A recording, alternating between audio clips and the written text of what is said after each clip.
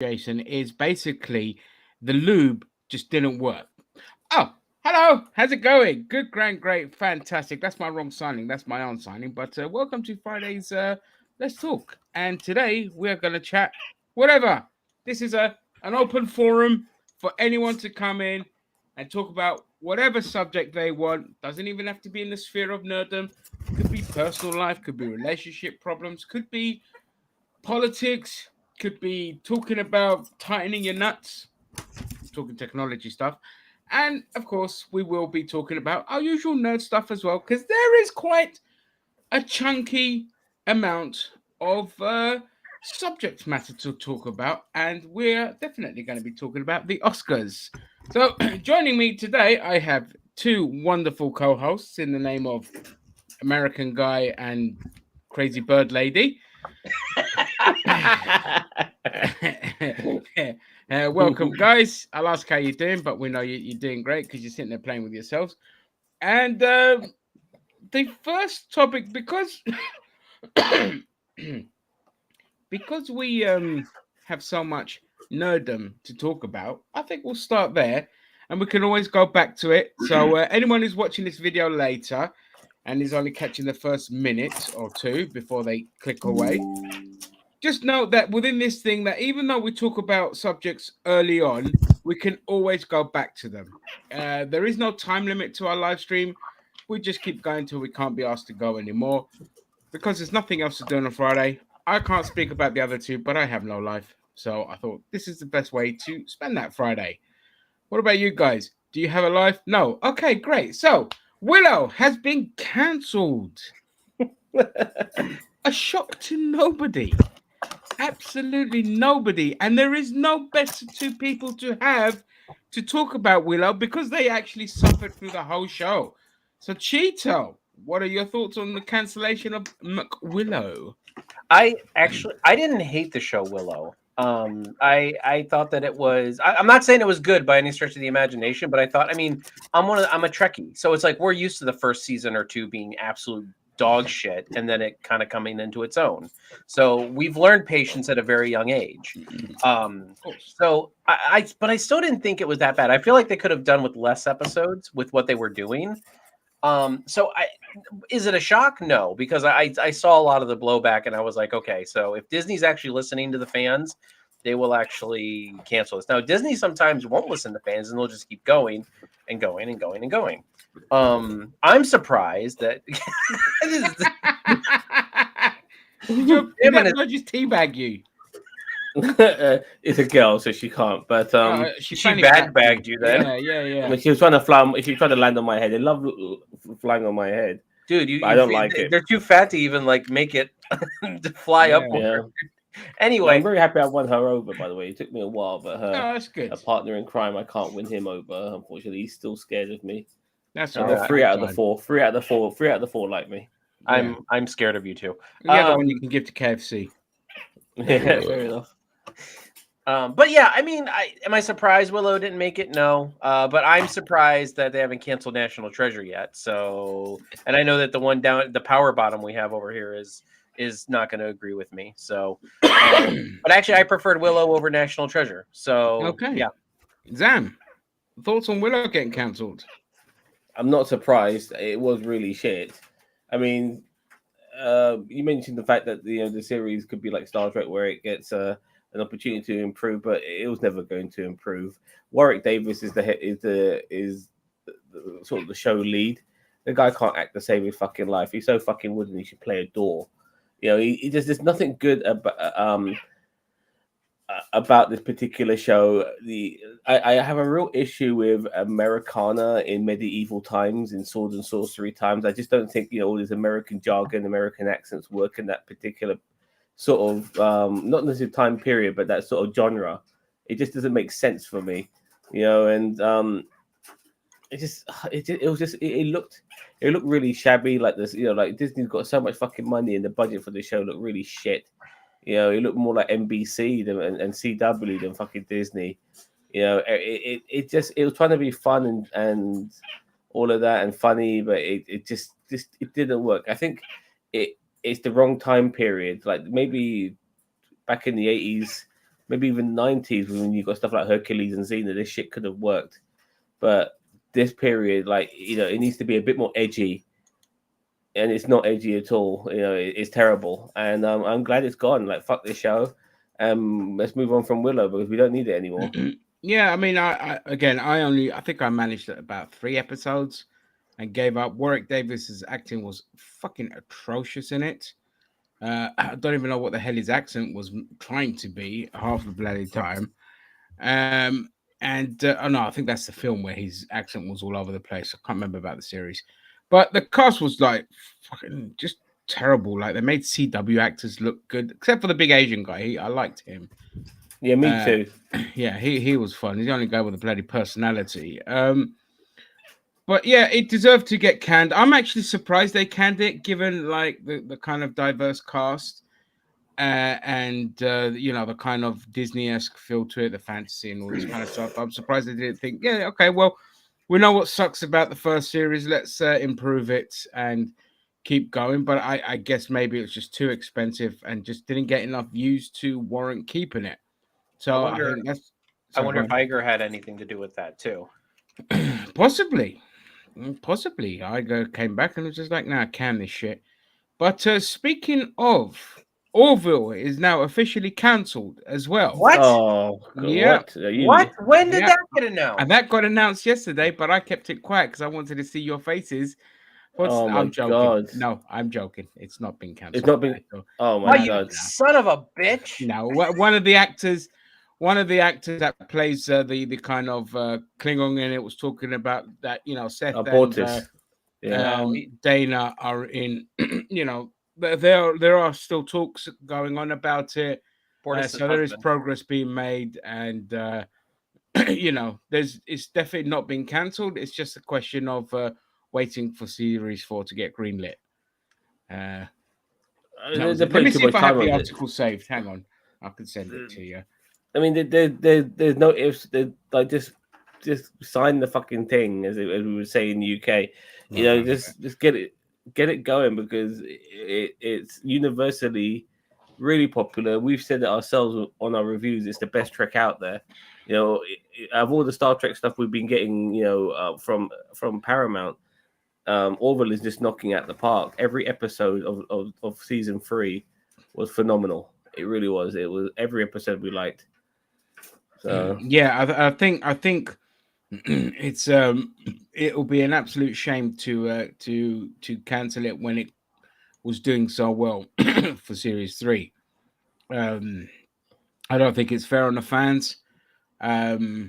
With so much more garbage that Disney has out there, they can afford to lose a bunch. I mean, I think Hit Monkey's getting a second series. I don't know how the fuck Orville isn't. And they're both on Hulu, yeah. And Hit Monkey was so boring. So yeah, I just thought I'd update you guys that there are talks still going on, and for that to be happening and Seth to be meeting with the producer, it means they're not cancelled it. They're just probably working out budgets and time slots and all this kind of stuff. So that's what Zam brought up a while ago. Was he was thinking, I don't know if we said this on stream or not, but I mean, he was saying about it's probably a budget thing, because Orville was very pretty. A lot of it was pretty. So it's like, I wonder if Disney's looking at the budget and being like, look, we can't have what we were doing last season. That was a budgetary nightmare, because it was expensive. So they're probably like, look, you got to reel some of this budget in. It's kind of like Star Trek. Like, the motion picture costs like $70 million to make, and that doesn't sound like a lot nowadays. But back in like the 80s, that cost 70 million back in the 70s. 79 million. Yeah, 79. That's a lot of money. But then they went to it and they said, and they did Star Trek 2. Well, Wrath of Khan only had 25 million as a budget, and it's a far superior movie. Yeah. So because oftentimes, this is the problem, you see. Oftentimes, when you up the budget to a film, you find that it loses what made it great in the first place. And because they have more fanfare, more effects, more this, more what's the word I'm looking for? I'll just say glitz and glamour. It's not the word I'm actually looking for, but more glitz and glamour, and everything gets lost and it feels more hollow. Deadpool 2 was the same. It had a much higher budget, and it just felt like just really like run of the mill, too many jokes, and hasn't aged well. Like you enjoy it the first time you watch it, then the second time it's massive diminishing returns every time. And Well, but so here's the I'm thing: is that this is kind of yeah, the opposite, because even if they do have a much bigger budget with season 3, season 3 was phenomenal. It's not like season 3 was garbage, but now they're like yeah, bringing it back in. So I'm just saying, like, but maybe they're trying to avoid that, where it's like maybe there was a huge expenditure for season 3, and now they're like, okay, let's do this again, but with less. You know what I mean? Like, yeah. it's a joke I made about the Snyderverse on Netflix. You know, like. Yeah, no, you're right. You're right. You know, obviously with TV and with film, it is often different. And yeah, I messed that bit up. But yeah, no, you're right. You know, it just depends because I don't think like although it got you know the critical reception is great and all that, the views aren't massive, and that's probably why they're trying to justify cutting back on the budget. And you know, if they do, then whatever, man. Seth can walk away and then just try to vie for Kurtzman's job because they should have done that the minute they released the first series of Warville. They'll be like, Kurtzman out, Seth in. I don't Because disagree. yeah, As I said, I mean, don't get me wrong. I'm not a Kurtzman hater like a lot of other people. Even Ginger, who is not even a true Trekkie, he's still a Kurtzman hater. And it's just like, I'm not like that. Like, I don't hate Kurtzman, but at the same time, I'm like, I would definitely take Seth MacFarlane yeah. over Kurtzman. I would I think, absolutely. but I think Kurtzman's redeemed himself personally. You I mean, know, that's I it's think good. It's good that he has, but Seth will still do a better job because yeah. Kurtzman is not a Trek fan, and you know he's not a Trek fan. He's even alluded to not being a Trek fan. Whereas Seth, he's like I would even trust. I know this sounds crazy, but I would even trust Seth MacFarlane to be a Star Wars producer as well, because Oh, like we saw with Orville, he didn't bring the Family Guy humor that is so annoying into Orville. He kept it dialed back quite a lot, and in times it just especially didn't season have any 3. humor. Yeah, you know, he Season 3 kept it was really dialed yeah. back, and then he changed. Yeah, and as you say, like the tone of the show has changed as it's gotten more and more respect, Well, meaning that Seth knows what to do. It's a bit like when they gave Andy Samberg Chippendales. Now Chippendales was phenomenal. He knew exactly what to do with the property because he's a big fan, but he's also extremely talented. You know, and sometimes it works. If Seth Rogen does really good with Teenage Mutant Ninja Turtles, Seth Rogen also produced Chippendales. But if he does good with Teenage Mutant Ninja Turtles, then there's always a voice to say, if you've got talented people that could do good shit, make them producers of beloved fan properties rather than getting these soulless wankers coming in that don't know nothing but are just friends with higher ups. I mean, And that's so, Kathleen Kennedy. I mean, I know she's done yeah, good stuff, but at the same time, she was wrong for Star Wars. Like, it was absolutely. awful. well, I actually said that someone like Jonathan Frakes, should be involved in Star Wars. I mean, he's Not so as a good at director. No, as a as a director. producer, no, no, not as a director. He's not. Really, He's not. he's a phenomenal director, dude. Not for You know, films. He's not. A lot of the films that he's done have not done well. I think he deserves For maybe some TV, of the TV possibly, yeah, series. I yeah. wouldn't mind him having one shot at a film. I think he warrants that. You know, but I just thought when it comes to science fiction generally, he has a lot to offer, and he's got the eye. He's got a really good eye for stuff like this. I mean, the episodes he directed in Picard were great. He's directed episodes in Orville as well. I mean, and he directed one of the best Star Trek movies in First Contact. So Yeah, but Well, it's the stuff that he did after that that has just been like woeful, Nemesis like wasn't too bad, Thunderbird but and like Nemesis and all this kind of stuff. First Contact is fantastic. It's my second favorite Trek film after the second Trek film. yeah. I mean, I don't disagree with you, but as I would almost rather have Frakes in like the Star Trek executive producer role. I really feel Yeah. like he has enough knowledge. Either that or I maybe Will Wheaton. Like I don't know if he has the experience like producing anything at all, but I think he's got a love for the franchise that would like. Yeah. As I said, I say that tongue in cheek only because I feel like he has the love for it. I just don't know if he has like the credentials for it. You know what I mean? Yeah. I But mean, well, look, Feige is another prime example. Feige fucking wrote Marvel Comics. He yeah, lived Marvel Comics before moving up as the king that he is now. And it just proves time and time again when you put people that know the shit. I mean, how many times have we seen it? Amy Pascal, Sony Pictures didn't know fuck all about Spider-Man. Look at the garbage we got from her. Look at the fucking shit. I forget the guy that used to own Batman and Superman. There was like a whole fucking documentary on him, and Kevin Smith talks about. Joe Siegel or I can't remember what his name was, but see what a clueless fuckwit he was. And Kennedy was Star Wars and all this kind of stuff. But then you have people that know the industry, know the property, and they do amazing. Like for all my criticisms of James Gunn, I know that James Gunn is a huge DC fan. Like, he loves Superman. I mean, he made a whole fucking film about an evil kid Superman. So I know Brightburn. In Brightburn, as long as he doesn't impose his will on other people's work, then I know DC is actually going to be in good hands. holy shit, you heard it here first. Clip it. Yeah. Clip it. But it solely depends on Gunn now because he's going to write and direct Superman. That's fine. I don't give a shit about Superman. But, if he allows other directors to just do their thing, then we should be fine because he'll just, toe the line and not give us the bland generic shit that, I mean, look at Shazam. Fucking hell. Just looking at the trailers alone, it's just god awful. However, that segues me onto the next bit. He could possibly be staying in the DC universe. Who's Shazam? Zachary Levi?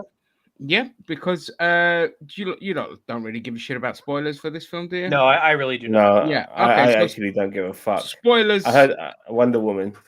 No, that wasn't a TV spot. That's out there. Everyone keeps alluding to Wonder Woman. No, Wonder Woman, because Wonder Woman's next film and she's done. But at the end, in the post-credit scenes, Shazam gets invited to join the Justice Society. So even as a possible dig at The Rock, they're keeping the Justice Society, but Black Adam is out. Oh, wait, man, so like the Justice Society that was in Black Adam? The Justice Society that was in Black Adam, minus obviously, Dwayne. Yeah, he died. Oh, you're talking about Dr. Fate. Dr. Fate, who died. But the other three... you can bring him back. You can bring him him back. Dr. Fate. I mean, all somebody has to do is put the Dr. helmet Fate. on. They can bring him back. Yeah, exactly. Let's have somebody else put the helmet on. Yeah. Fucking DC Universe, man. They're never dead. Yeah, I mean... So, yeah, but I think the director also said that, obviously it depends on box office. But if it does come in, it could be on his own without the other idiots. I think Shazam's going to flop, dude. Oh, it is. Oh, big time. There was no... Hardly any Why does my cough come back when I do these shows? Hardly any marketing for Shazam, and I think more people with John Wick 4 coming out the following week. I think people will rather save the money for that. Yeah, exactly. Yeah, John Wick 4 is just hype, man. Everyone's going to go to that. So Shazam could be staying.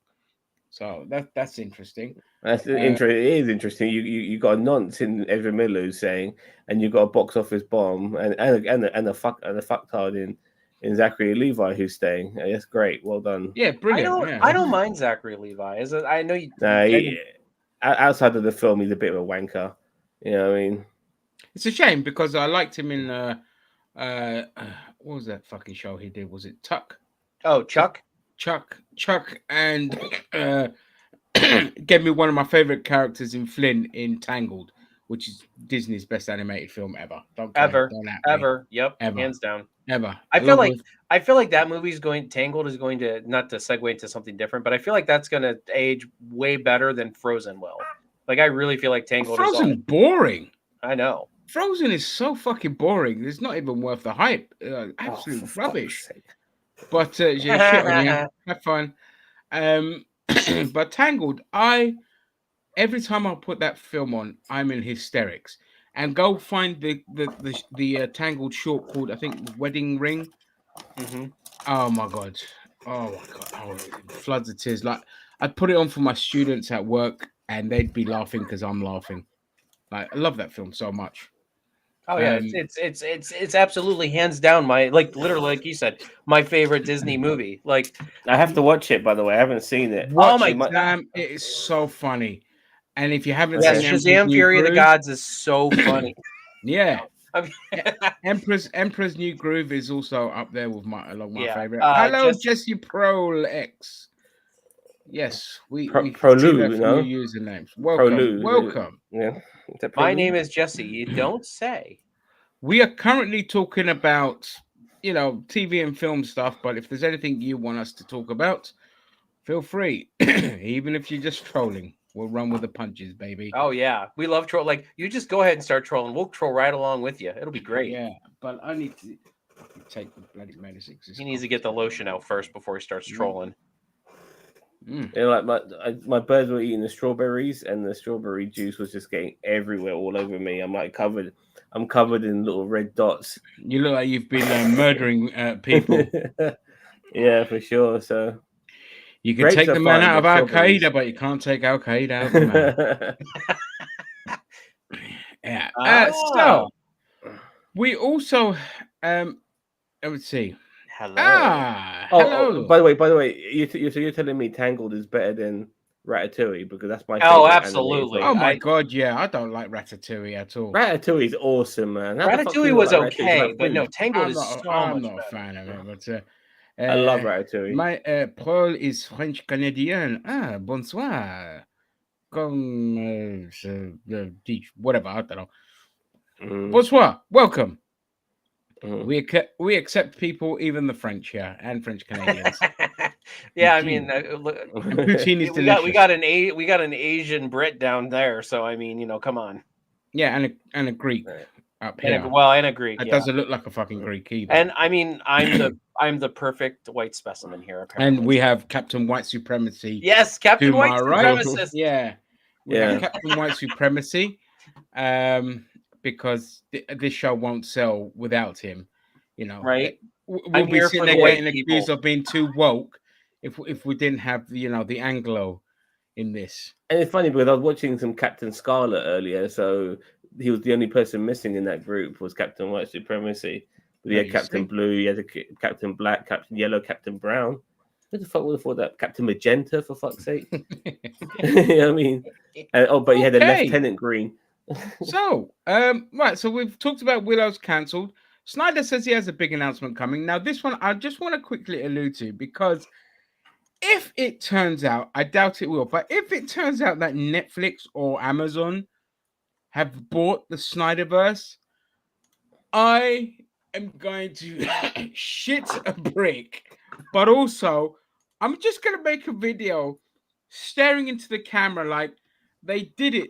They fucking did it. The Snyder fans actually fucking pulled it off. But I don't think it's going to be that. I'll probably give you yeah, but here's the thing. I was thinking about that too, but we never thought that the Snyder cut of Justice League was going to happen, and it happened.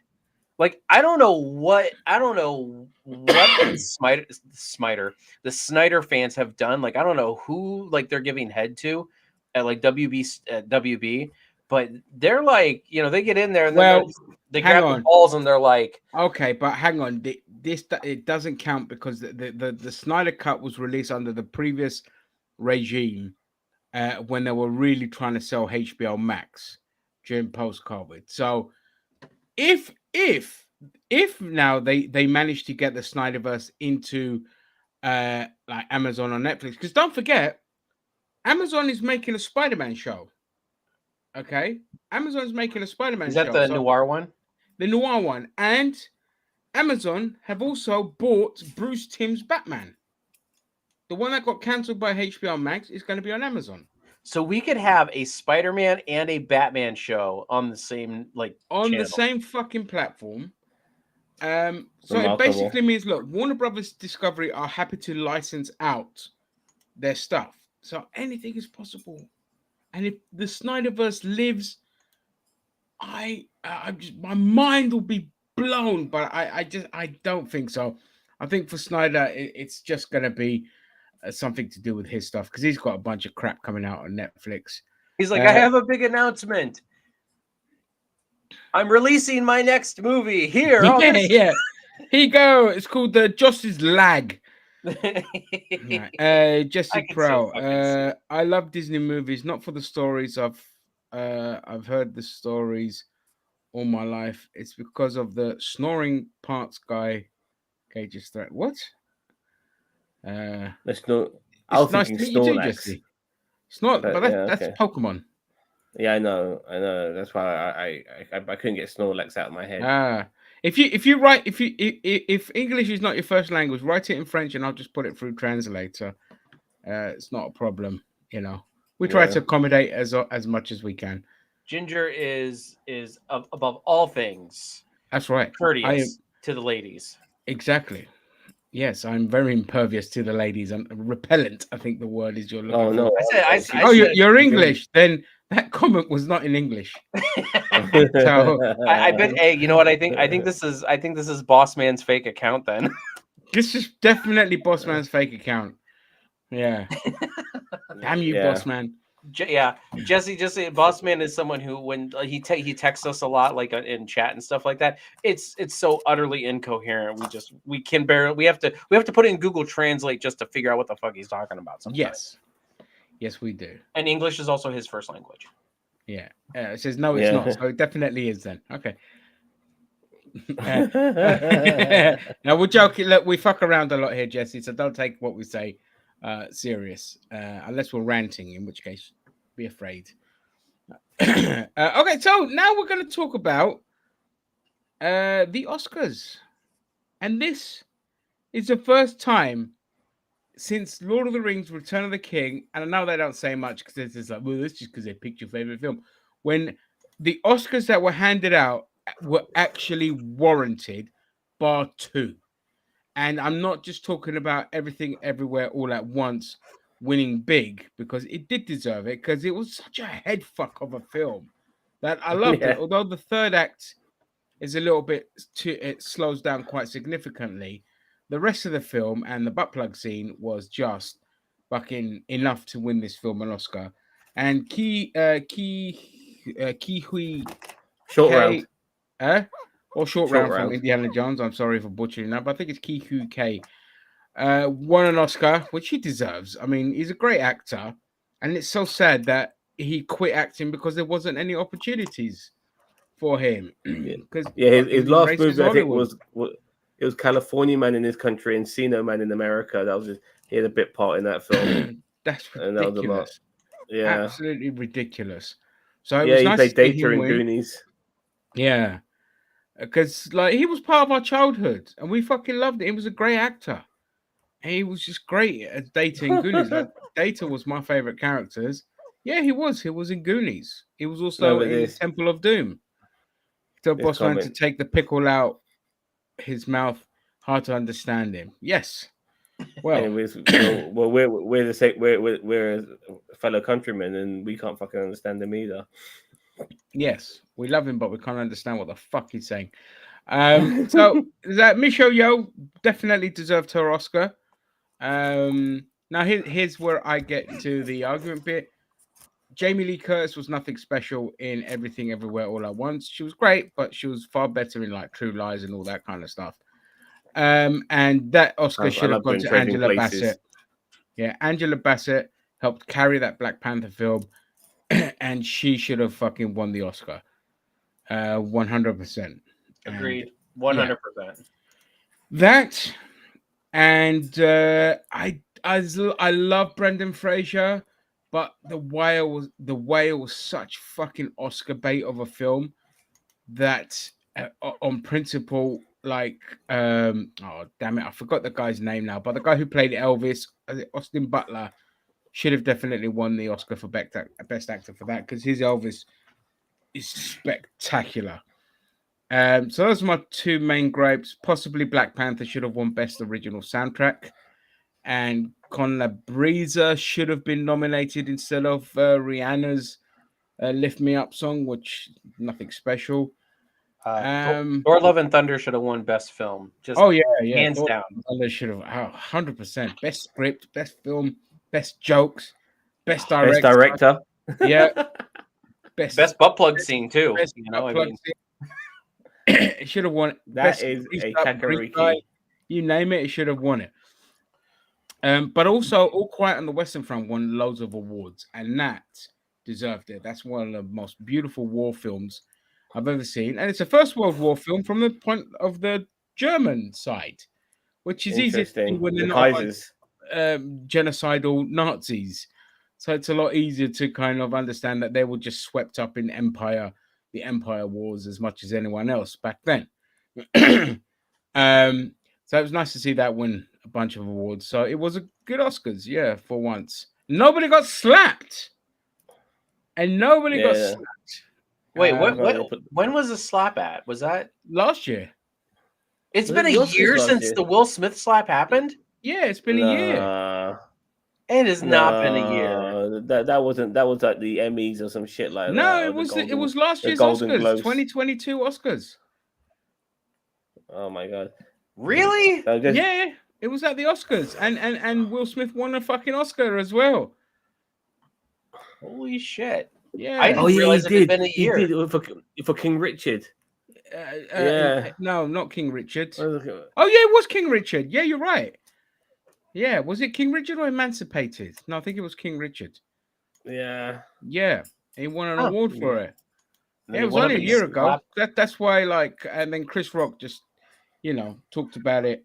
I feel like Chris Rock I feel like Chris Rock just came out and talked about it though. Like, because he hasn't talked about it for a whole year. He just waited for his stand-up special to talk about it, and it wasn't even a good payoff when he talked about it. There was stuff that he talked about in his special that were 10 times funnier, especially his joke about abortions, which is like,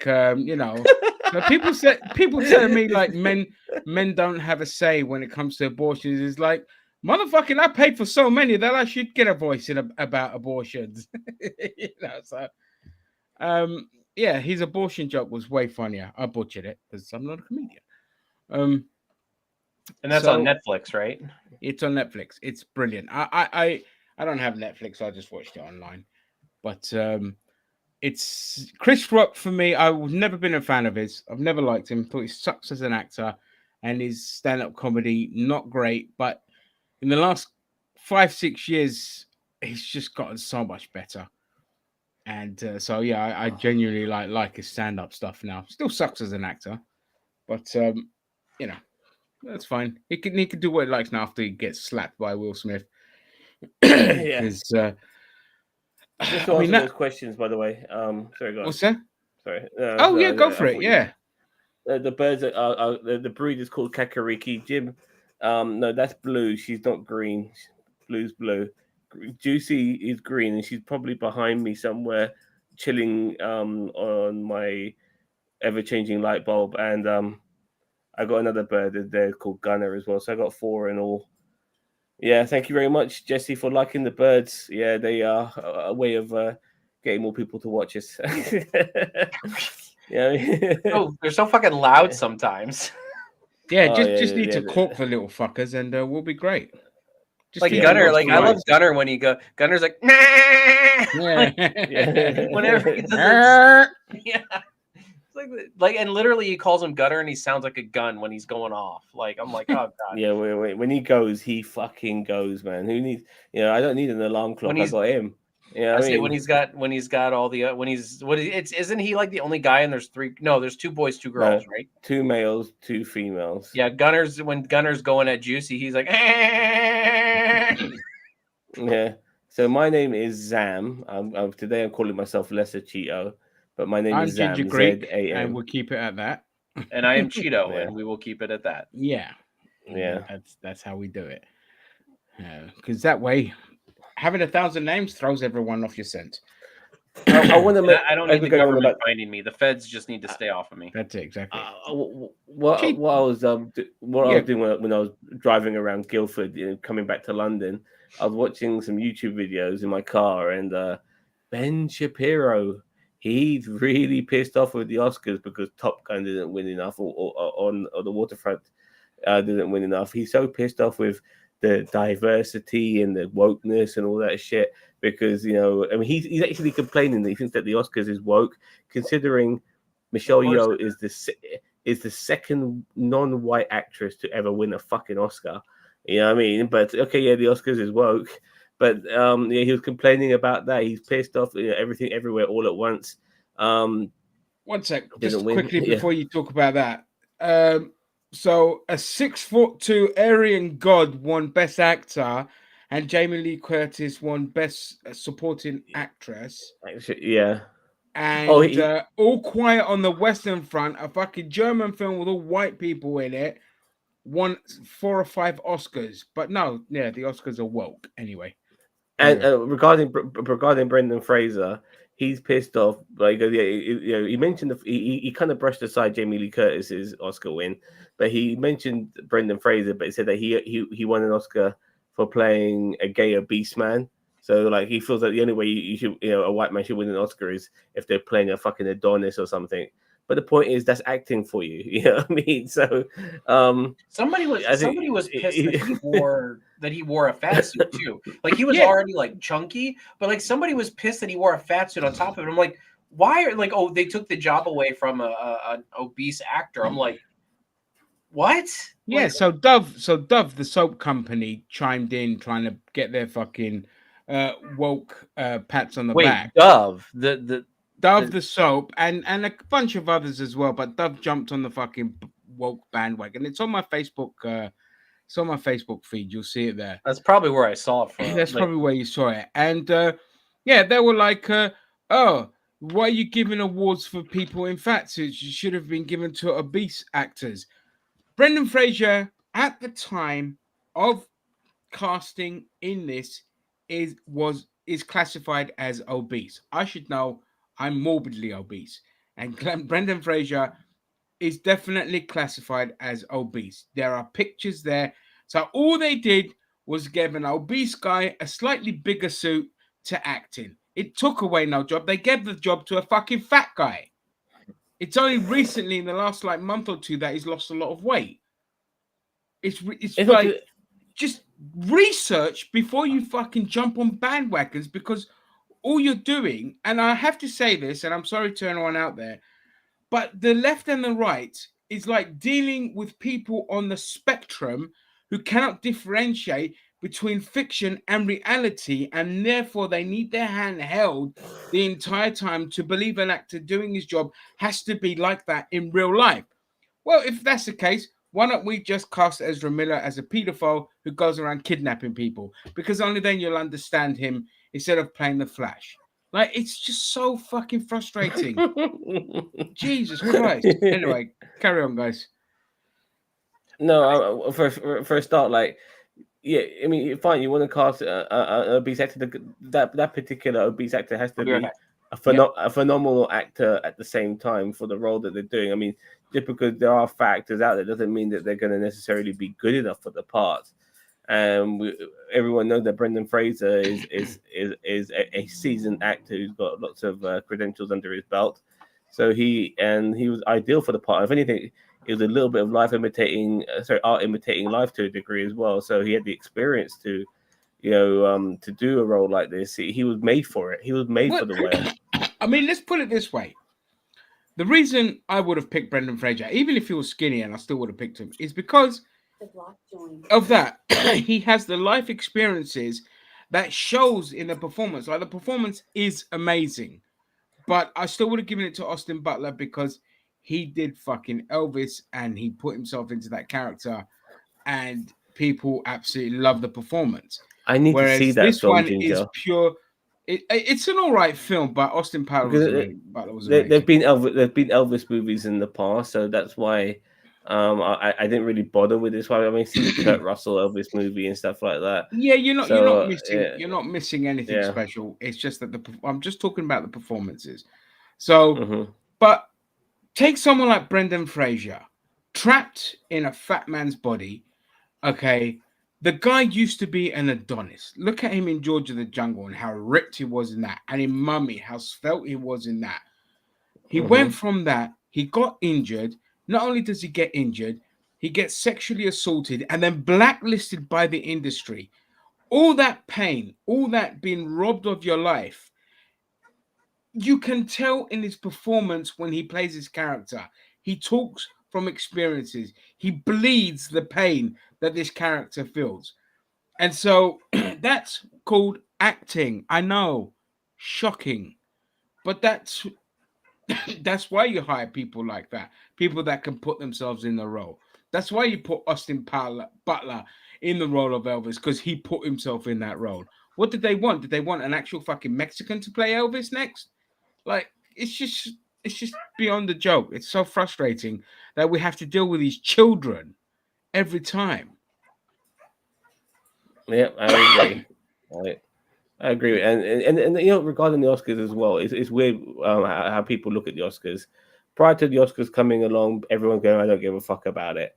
Oscars happens, everyone does give a fuck about it, you know, and everyone ends up talking about it. Obviously, last year, Will Smith's slap overshadowed the entire fucking thing. But it got This year, people now, talking about the Oscars. yeah, It's got an people talking about the interesting thing. Oscars. Yeah. And this year, obviously, Everything Everywhere All at Once, sweeping majority of the awards became a talking point. And at the same time, the Phantom Menace Brigade must have loved that, because here we go, we got lots of shit to shit on now. You know, we can make another 50 videos. If Brie Larson was in it as well, they would have hit the jackpot. You know what I mean? The splooge would have hit the ceiling. Yeah, When the Marvels comes out, their nipples are going to fucking explode with the amount of content they're gonna have. Like, you can literally see them rubbing their genitals on the window, waiting for that film to come out. Window. Well, they're going to be there day one to see it, so they can talk about it. Like, yeah, of course. I forgot the name of this one particular YouTube content creator, but he was complaining a couple of years ago how Parasite won the Oscar, and that was, I think, the first foreign film to win the main Oscar thing. Yeah, it was the first foreign film to win Best Picture, I think. Yeah, Best Picture, yeah. And so that one, and he was complaining it should have been Joker. He was complaining about how woke it was and yada yada, even though he hasn't seen Parasite. And yeah, he was complaining about that, and I knew obviously with this movie winning everything, and Michelle Yeoh winning Best Actress and all of that, I knew that people would be complaining about that too. I mean, how can you complain about a film from its own country fucking winning an award? It's just like, but you know what? Parasite's brilliant, by the way. Have you seen Parasite? Parasite's fantastic. Parasite is fucking psychological, fucking brilliant. So good. One of the best foreign films I've ever seen. Yeah, it's brilliant. It's brilliant. Yeah, and I kept thinking, oh, it's a horror film, but no, no, it's not a horror film at all. But it's brilliant. The cynic in me would also think that, you know, if Asian representation won big this year, even though it deserved it, it's possibly because now that the COVID restrictions have been lifted in China, Hollywood's going back in there. So there is that side of me. I'm always cynical when it comes to like capitalism and their. I was about to say, yeah, you've got to, because I mean, you know, that they're once the restrictions are coming up in China, you know, those box office numbers, they're rubbing their hands in their nipples, baby. Because that's why we saw a lot of films in the last like 2 years since COVID. They've been like a lot more balls to the walls, crazy, going fucking hard. And like last year was an amazing year for film. And now with the Asian market opening up again, it's going to be interesting to see what happens if we get a return to the kind of more simplified stuff with like less violent kind of rhetoric and all this kind of stuff. So I don't know. I'm always a cynic when it comes to Hollywood, though. You know, their intentions are always like jump on bandwagons and to get that extra cash. So, but Everything Everywhere All at Once definitely deserved all the awards it won. it's the best multiverse movie I've ever seen. Like you see certain films about parallel universes. There's that shitty one with Jet Li called The One, and obviously we got the multiverse of madness as well. And there might be one or two more which escapes my mind right now. But everything everywhere all at once, it was just the best. I mean, it really did multiverse justice for a film. I really think we have yet to see the best multiverse movie ever, and that would be The Flash. I mean, it's happening. That's right. Multiverse. Well, it depends. It depends because like everything everywhere all at once did a lot of multiverses. You know, like it did loads. Like the amount of multiverse worlds we popped into was amazing. I mean, like Doctor Strange didn't really do that. They tried to like do that one scene where they're going through like about 50 of them, you know, within 10 seconds.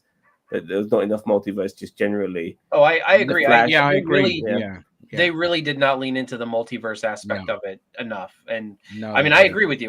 Doctor Strange. I didn't mind Doctor Strange's Multiverse of Madness. I thought it was good. I thought Scarlet Witch was fantastic as a villain. I really liked the film, but I 100% agree with everyone. The multiverse side of it sucked. Yeah, like it should have been called the Wanda-ness of madness. You know, like Wanda's Madness. Yeah, Wanda's Madness, or the book of whatever the book was called. I forgot. Book of Wanda Fett. Yeah. Mansion. Titties everywhere. I'm so scared. Yeah. But speaking of multiversal stuff, because the multiverse is hot subject now, isn't this the best time to bring back sliders?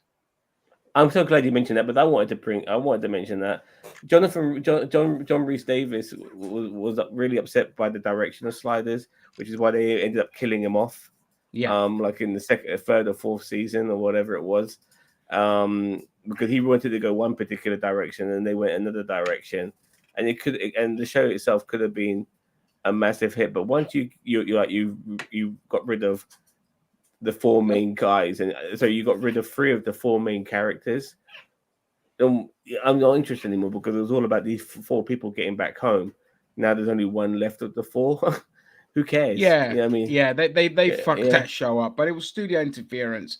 You know, they wanted to make the show was it a bit more lighthearted and stupid, and they ruined it. You know, Fox wasn't it? I think it was on Fox. I don't know, but all I know is that they had a cult classic on their hands, and they blew it. They could easily bring back. Oh, I forget the black guy's name, but he I think he's passed away. But everyone else is still around. Just bring them back and redo the show. You know, I think it's a good time to do it. If they could bring back fucking Quantum Leap, then they could bring back sliders. I know that, you know, obviously Quantum Leap was miles better, but they brought back lesser shows like fucking Magnum PI and all this kind of shit, and that's still going. So they could easily bring back sliders. I'd love to see it come back with the original cast. I'm not sure if the original cast are capable. I mean, like John Rhys Davis, he's no spring chicken. I'm not sure if they could make him do so many series and stuff like that. The guy's probably in his 80s now. Yeah, but they wouldn't have to do 24 episodes. You know, I think just do 10 episodes. 10 episodes, happy days. That's it. 10 episode series, and that's all you need. You don't need to go bring back Jerry O'Connell, you know, and all of that. Oh, absolutely. He's not doing anything. He's just hosting a show called Pictionary. No, see, this is where I would change it. I would make Jerry O'Connell play the Maximilian role, the John Rhys Davis role. Now that he's older, and get a new actor to play. Is it Finn Mallory? I think his name was. Yeah. That character. I love that show. So it was so good. Yeah, I mean, it really got me into parallel universes. That show got me into parallel universes more than any other show. Well, actually, mine was comic books, but still, it's definitely helped. Fuck's sake, Kat, you're coming in, you're coming back out again, weirdo. So anything you guys want to talk about before I move on to a couple of gaming newses? Well, because of my job, I do have lull moments in between pickups, especially if I go to Heathrow Airport I drop somebody there, and then it might be an hour, maybe 2 hours until I end up picking somebody up from the airport. So whilst I'm doing that, I might have a kip, or I might go onto TikTok. And one of the things I love doing on TikTok is joining Islamic debates. Now unfortunately, I get muted and I get blocked very quickly because of my jingle. Because one of my intros, I'll join an Islamic debate and I'll go, "Yo, Boko Haram, what's up?" You know what I mean? And it's just straight off the bat. Straight off the bat. I'll go to look. I got a question for you. Red sauce or brown sauce on a bacon sandwich? You know what I mean? And ladies and gentlemen, our resident racist. Now, before people think to themselves, "Damn, how dare you do that?" I get a pass because I'm from an Islamic family. I got fucking more. I know more fucking Muslims than the fucking Kingdom of Saudi Arabia. There's Muslim. My dad's Muslim. My late mum was Muslim. My cousins, my uncles, aunties, so many friends and family members are Muslim. I theoretically was a Muslim myself before I decided it wasn't for me. And so I like to do. And all it took was a packet of Frazzles. Bacon. Yeah, packet of Frazzles. Yeah, Frazzle crisps. That's what you needed. Now, growing up in my life, I came across a lot of Muslims. I mean, some of the ways I ended up being who I am is that not only did I find the religion to be stupid and hypocritical, I found the people involved in it to be like that too. And a lot of people want to have their cake and eat it, and I just nowadays I just like to troll and fuck around with religious Muslims on TikTok. Try to debate them to a degree. I do get the same old fucking questions I get from all religious people. Like they go to me, "Oh, you're atheist, huh? You're atheist. Okay. Who created the Junnah?" And all this sort of shit, and how was the world created? And I told them I don't know, and then they tell me, "Oh, it was Allah," and I tell them, "Well, who created Allah?" I go, "Allah was the creator," and it's the same fucking shit all the fucking time. I've been having these debates with people, before TikTok was even created. Yeah, they always think they're coming in with all this like, "Aha, I got you," and you're like, "No." Yeah, I mean, it's like. To trump their argument, all you have to do is be like, "We weren't there. None of us were there." You even in Christianity and all these other things, it's like we weren't there. We didn't see it with our own eyes. How the fuck do you know? We're just going off of the word of a bunch of illiterate fucking villagers, and you're taking their word for it. Over the thousands of years of progress we've made in science. Well, it's just like I'm not atheist. I don't know what I am. I'm here, but it's just like, I hate it when people are like, look, if you want to believe in something, if you want to believe in the prophets from the wormhole, go for it. Whatever floats your boat, you have to deal with it when you get to the end of the road. And if those prophets are there for you, great. If God's there for you, great. If Allah's there for you, great. But it's like you just can't, you can't. I hate it when people try to tell other people what they should believe.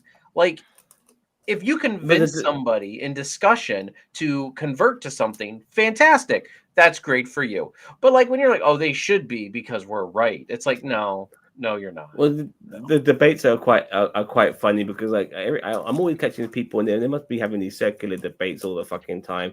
About what is the exact meaning what circle jerk debates, because they're just circle jerk stuff like that. But one of the things I like to do as well is I'll catch them singing and I'll be going, "Allah Akbar, Allah Akbar," and all that sort of shit. Yeah, and I'm going to, "Yeah, mate, can you sing Metallica, please?" Or I'll be going to them, "How about All the Single Ladies by Beyonce?" All the single ladies, all the single ladies. And because all of that, and I'm one person said that he like Allah was his middle name, and I said to him, "Well, my middle name is Haram," and all that sort of stuff, and immediately I get blocked, how dare you and stuff like that. you know, and Hello, there's this one. Monty978. By the way, for those of you that don't know, Zam rose to prominence within the Muslim community because he used to make these fucking excellent videos called Ex-Muslim Cooking with Pork. Oh man, yeah, Talk one about those. season. Yeah. Actually, Yes, Monty 9878 is actually a person who plays with my son on online games on Milquetoast Gaming, which is my gaming Oh, channel. hello. So okay. yeah, Monty is Well, from the Milquetoast side of things. So of course he's well, American. look, when I tried to push the envelope and get myself more noticed, I thought to myself, let's just really just go for it and take the piss, and so I created a series. My mate Ray would record me, and I'll be doing a series called Ex-Muslim Cooks with Pork. You know what I mean? And I'd buy pork and I'll be cooking dishes. And back then I'll be smoking weed while I was doing it. There was one video where I made pork kebabs, and with the editing, like people saw me smoking a joint. And then after the editing, people see me what I'm like after the joint. So 1 minute my eyes are like this, and next minute my eyes are like this. You know what I mean? You know, and all of that. And you know, the food wonders we of did editing. but the food we did was really fucking good. And only one of my videos, I think maybe about 5 or 6 videos, went super viral, like, you know, thousands of fucking views. But unfortunately, I didn't get any subs for it. But that That's was a pretty shame. cool. But That yeah, it was a good laugh. But you know, it was just hard to constantly maintain and come up with new dishes all the time without it being too overly complex. Yeah. You know, I mean, you know, I don't want to be fucking cooking like a pork lasagna or some shit like that. Even I'd struggle with that from scratch. You know, so, but yeah, it was I did like it, and that was back in the day when I was doing wrestling videos and all of that, and yeah, that was the good old days. Well, my Yeah. transition from activism YouTuber to entertainment YouTuber started there, because you know, as much as I was like flying the flag for atheism and all of that, and you know, Well, and that well talking dried about, up. That was the problem. yeah, it did. I mean, And come then we on. ended up If the Fandom Menace can make 50 videos on Brie Larson, then I mean, Zam could have made like 1,000 videos off of atheism. well, a lot of people got big to their boots, and they actually thought that they were like the fucking arbiters of atheists. And at the same time, we ended up having more infighting as well, like which Yeah. kind of put Yeah, a lot of people off. You know what I mean? It all So like with everything in life, you know, once you destroy your targets, then then the infighting starts. And you know, people's politics were vastly different, and it just, you know, people just clashed on politics. I know so many of the people within the community that I've stopped being friends with because we clashed on politics. And like my politics has changed over the years. Like I've gone from, you know, center right to now just fucking left, like in bed with Trotsky kind of fucking left wing. And it wasn't because I was like brainwashed by fucking algorithms and propaganda like all these other idiots. It's because I worked in the care industry, and I just kept seeing that for no fucking reason, my students were having their money taken away from them, given less money. The services were being reduced. We weren't getting a pay rise and all this kind of shit. And my mentality before that was just like, you know, oh, how are we going to pay for all of this? How are we going to? But then I just started reading more and more into it, and I was just like, we're just getting fucking robbed blind. Everyone's getting robbed. Why are the rich still getting richer? And that's how I came to that conclusion. But a lot of people that are supposed to be free thinkers and smart people still cannot come to that conclusion. They still cannot see it. Even after their lives have been totally changed by neoliberal policies that they support has has completely screwed everyone over, they still, because also the problem with certain intellectuals is once they're set in the ways, they're too afraid to move the needle because it will prove that they're wrong about something. And that level of arrogance just doesn't help anyone. And I find that liberals are the fucking worst for that. The centrists are the worst for that. Not the right. The Ginger, right, you can have conversations with, about even the dumbest things. But liberals are just arrogant, stuck in their ways. Yeah, Cheeto. Well, It's Cheeto. okay. Huh? Dan, you want to say Oh something?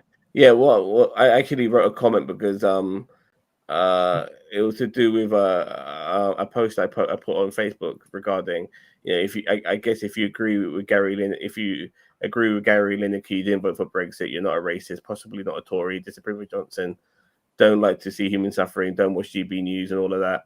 And then one of my a friend of myself and Cheeto's guy called Mike, he says that, wow, you guys in the UK are just as bad as the people in the US. And I said, don't underestimate the self-destructive mindset of privileged gammon hicknecks. Because at the end of the day, there's so many people in this country who just prefer seeing other people suffer than their lives improve. I mean, and they've been brainwashed like that. Because as far as they're concerned, they need to blame somebody, and as long as they suffer, that's good enough for them. Even though their lives are shit. Well, Yeah.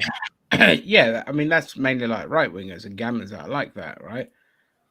I forgot the first part of your thing. Sorry, I got distracted. Oh, sorry. Oh, it's time for Zam's medicine. Yeah, No, sorry. but like, see, I talk like, I know we focus a lot on like the racist and the misogyny and all this kind of stuff, but the biggest killer in this world is the fucking economic stuff, and this is where I often clash with liberals, because liberals, they're on the same side as the right wingers, and they're happy for these policies that still bring us absolute misery because they don't understand. They didn't grow up in an era of public ownership. They think Thatcherism is correct.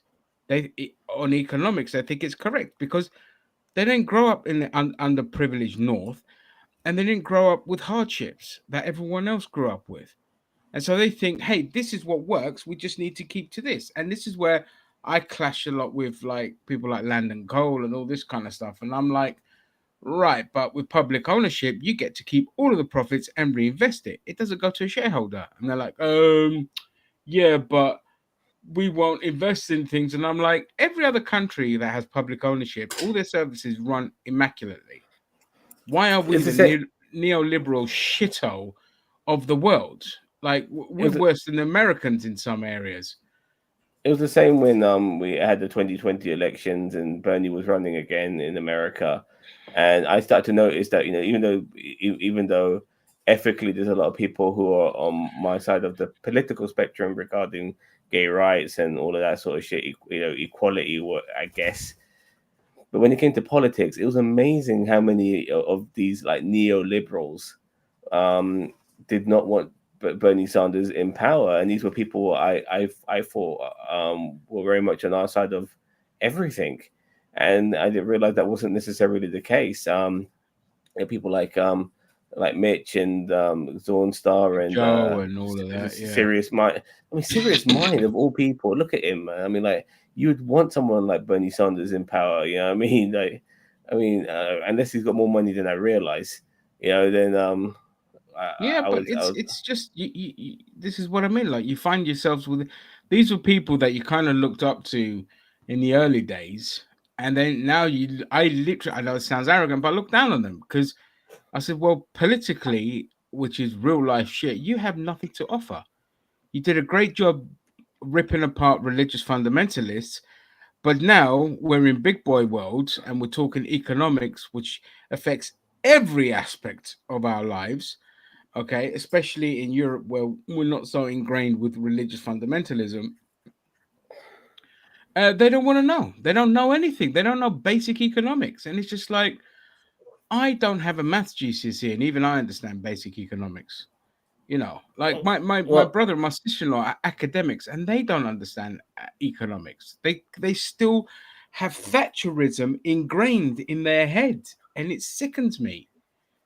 It's no different to religious fundamentalism. Sorry, go on, Sam. Just a couple of things. Like when it came to Bernie and Joe, like the way they were speaking about Bernie, you would think he was the most terrible person on the planet, and then it kind of shifts into, like, it was amazing how much they hated Bernie Sanders. Like they really thought he was an awful human being. And I think to myself, are you serious? He's the only person in American politics who genuinely gives a fuck about the people. and I don't know where this narrative is coming from. But then again, I also see it in the UK regarding Corbyn.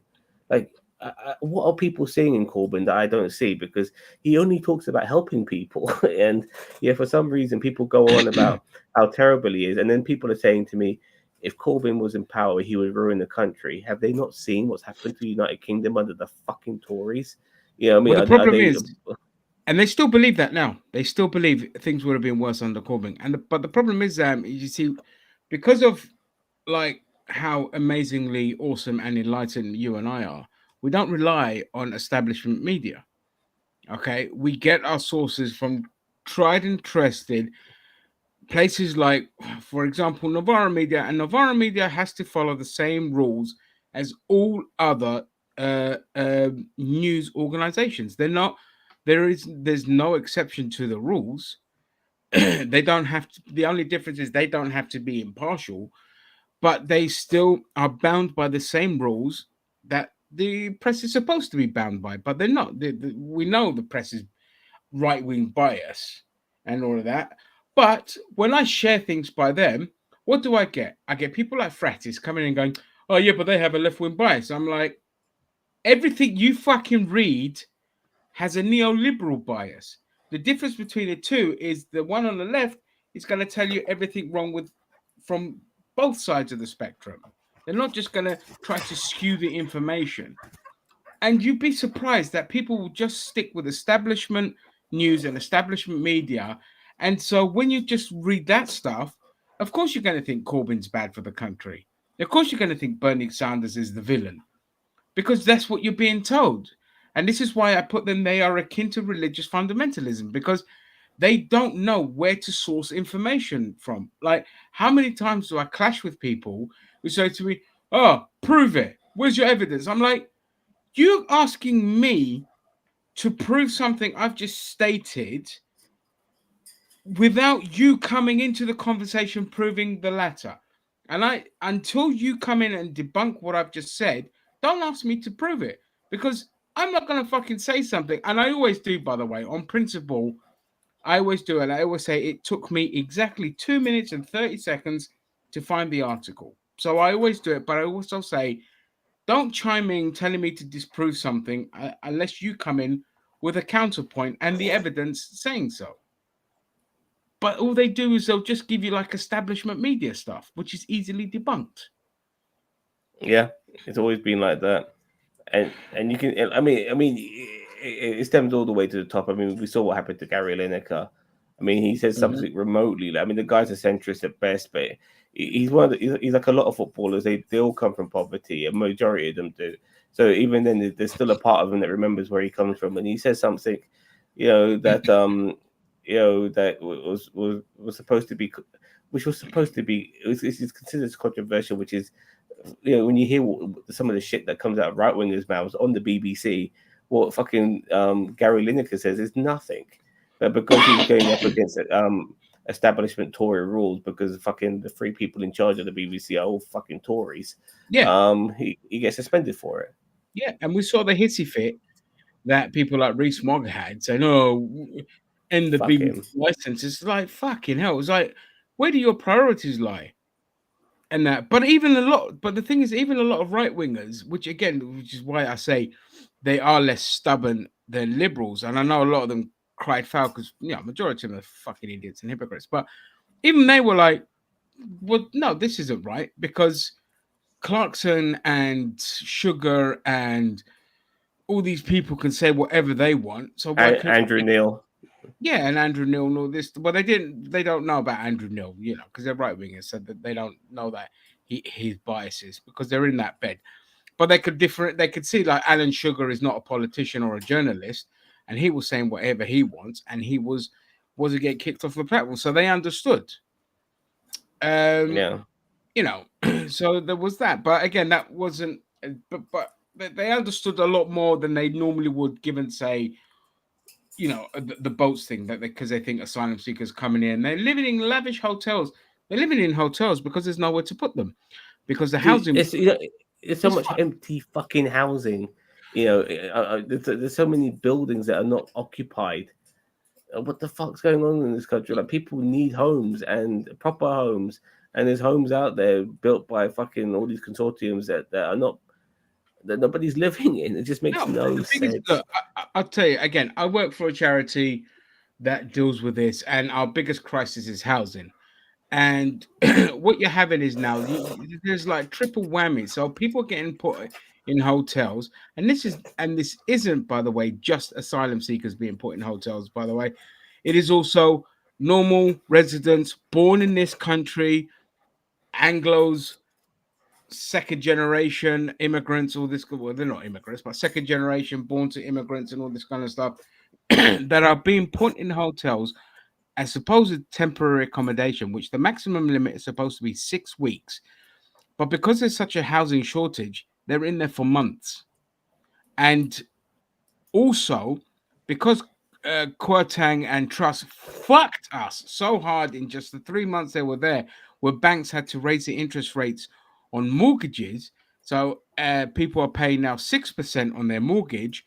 Landlords are now selling up as well. So the private sector, where you can house people and subsidize, the councils can subsidize that aspect for landlords. So if a landlord's struggling to fill their property, they can easily rent it out to the council and they'll put somebody in there. But landlords are now taking back those properties because they're selling them because they can't afford us to pay their mortgage because they're the biggest fucking parasites on the planet. Yeah, yeah, damn right. But they're selling up. Those houses aren't selling. They're staying empty. And we're not building enough new houses. We're building no social housing at all in this country. That's dead. And people cheered when Thatcher killed that off. And Blair did nothing, and nobody's done anything about it. And so we have a housing crisis. We have in my borough of Enfield, we had a 256% increase in people being classed as homeless. It doesn't mean they're necessarily living out in the streets, but it just means they don't have a place of residence. That is the second highest in England, and we have the highest rate in all of London. And it's like thousands of people. The waiting list for a social house is 15 years. Okay. Yeah, yeah. So this is why not surprised. your asylum seekers and your people born here are being put in hotels because the council's seen it as a success and it's a lot cheaper. So this is where I get annoyed with right wingers who believe the lies that they're coming over here, they're getting everything. No, they barely get anything to go by. They get like a fucking bit of universal credit to live on, and even that shit. And meanwhile, everyone in the yacht gets sympathy and love because that's what people think. They think they're rich and successful because of hard work. No, they're fucking not. Well, you had people like Ben Shapiro talk about kids shouldn't have school lunches. Yeah, Like I don't understand how right wingers could even take people like these guys so seriously when you hear like comments like that. Like, even in this country as well, Marcus Rashford, we have a footballer having to feed our fucking kids. It should be the government's responsibility, but they're too busy fucking eating their cucumber sandwiches. With high society. I mean, our fucking prime minister right now is a fucking oligarch. It's just richest prime minister in history. His wife is practically a billionairess, and we're sitting there arguing. And it's not even the leader of the opposition doesn't believe, which is supposed to be a left-wing party, doesn't believe kids should have free school meals, or he's flipped on it. Like the guy. Starmer said that. I never knew that. That's ridiculous. Starmer come out like Starmer has sided with the Tories. Because Starmer's strategy, okay, and I keep trying to explain this to people and they don't realize it. I said his strategy as leader of the Labour Party is to simply do everything and anything to piss off the left to get them out of the party. And that's why they're siding with the Tories on almost everything. And he has been the most ineffective Labour leader in our lifetime. And the only reason he's going to be the next prime minister is because the other party is so fucking awful. But his only strategy is get in there, get rid of the left because they are a genuine threat to the status quo. And now the Greens, even the Greens, who have seen a huge uptick in numbers, are now starting to follow the same strategy because the Greens are kind of center left. And as soon as they started saying we're going to end privatization of the NHS, bring things into public ownership, their membership shot up. As soon as the membership shot up, the establishment was like, hang on, we're going to smear you as harboring anti-Semites. So now what did the Greens do? They decided supporting NATO, a stance that they were against because they're an aggressive imperialist arm of the US military. And so the cancer that is the establishment just won't fucking go away. And this is why I get fucked off with Corbyn, because he's a soft cunt and a Labour loyalist. And he needs to say, you know what, I'm just going to start my own party. I'm going to bring in Mick Lynch. I'm going to take John McDonnell, Rebecca Long Bailey, Zara Zoltana, all these amazing left-wing politicians, and we're going to form our own party. And within 6 years, they'll either be in power or be the second biggest party. But they just don't want to do it. I don't know. They're just so frustrating. Even Mick Lynch could fucking launch a party. And mate, Mick Lynch should be fucking prime minister, dude. My God, when I hear him speak, I think to myself, there's our Corbyn successor right there. Yeah, right there. But Corbyn's no spring chicken, unfortunately. This guy's he's in mid-70s. He's not going to last forever. Probably hasn't got the energy to do it anymore. He's a tired old man, you know. I don't blame him to a degree. And the thing is, we've got Zara Sultana, who is she is incredible because she's the only one that still speaks out. Okay, she is the Corbyn successor. She is the one that could easily take this country forward, but you need the middleman, and the middleman is Mick Lynch to get things rolling, because Corbyn is going to have to be left behind.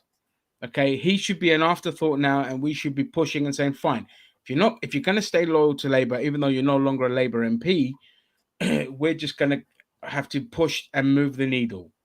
But nobody's fucking doing it, and it's so frustrating. It really is frustrating, because I know the Greens. I don't trust the fucking Greens. I never have.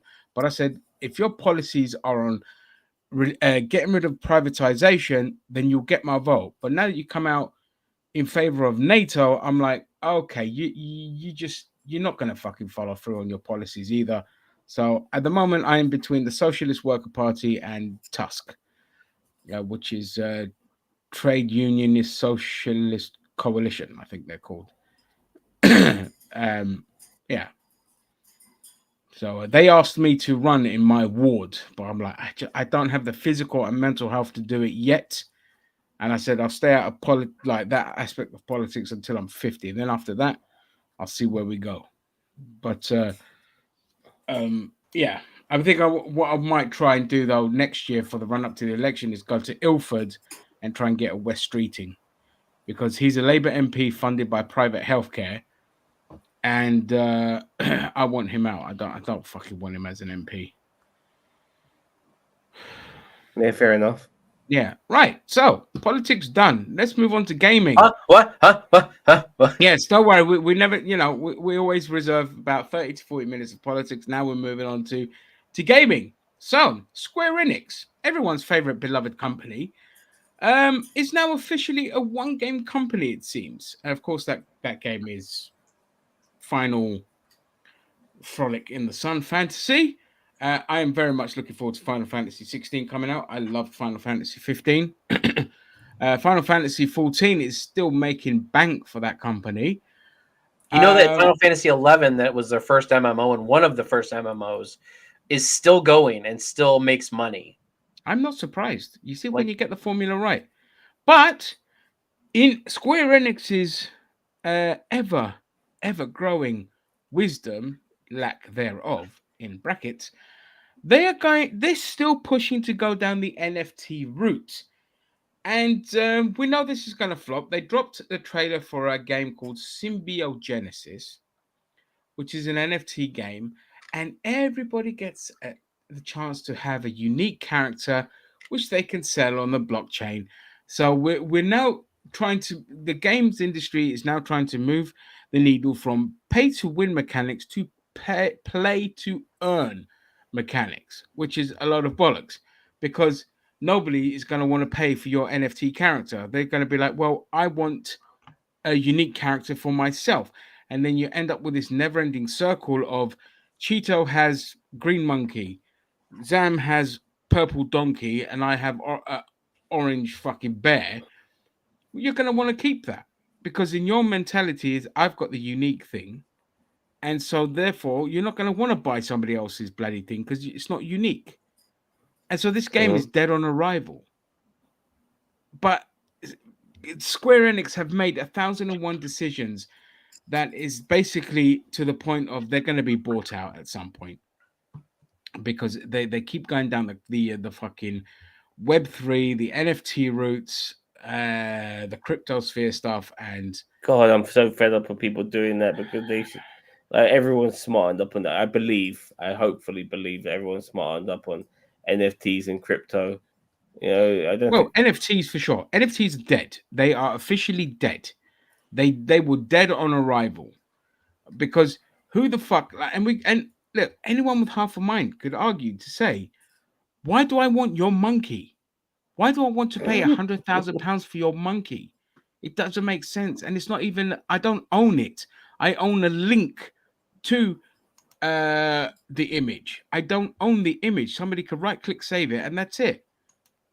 And this is why, like, people were buying up, like Jack, the original owner of Twitter's first tweet, paid $200,000 for it, and he couldn't even sell it for $75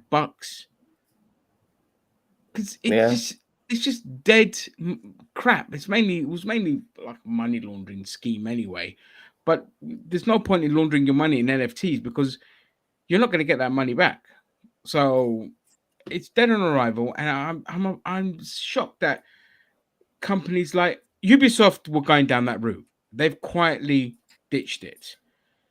I believe 2K Games were going down that route, and they've quietly ditched it. A lot of the games company wanted to go down that route because, of course, they're like, "What do you mean, play to earn? That's great. That means we could just milk this shit and take a percentage of other people's hard work." But with live services now dying and the NFT thing dead on arrival, Square Enix is in deep shit. They're gonna only have Final Fantasy and Kingdom Hearts, which could be a branch of Final Fantasy if you think about it. But if we get another Kingdom Hearts, they've already had a trailer for 4. I thought we just had Kingdom Hearts 4. 3. Oh, is it 3? Oh, Yeah. Okay. Well, all right. They're a 2-game company. Yay! But you know what? I mean, but major, like Kingdom Hearts and Final Fantasy are pretty much their 2 major. I mean, they sold Tomb Raider. Tomb Raider, they sold Tomb Raider. They sold off all their other properties. Yeah, that they had. So they only have that and a couple other like pointless Japanese games that are all like that game you play. They're like carbon copies of Breath of Fire. Is it Breath of Fire? Yeah, Breath of Fire. That's the one that I've been playing.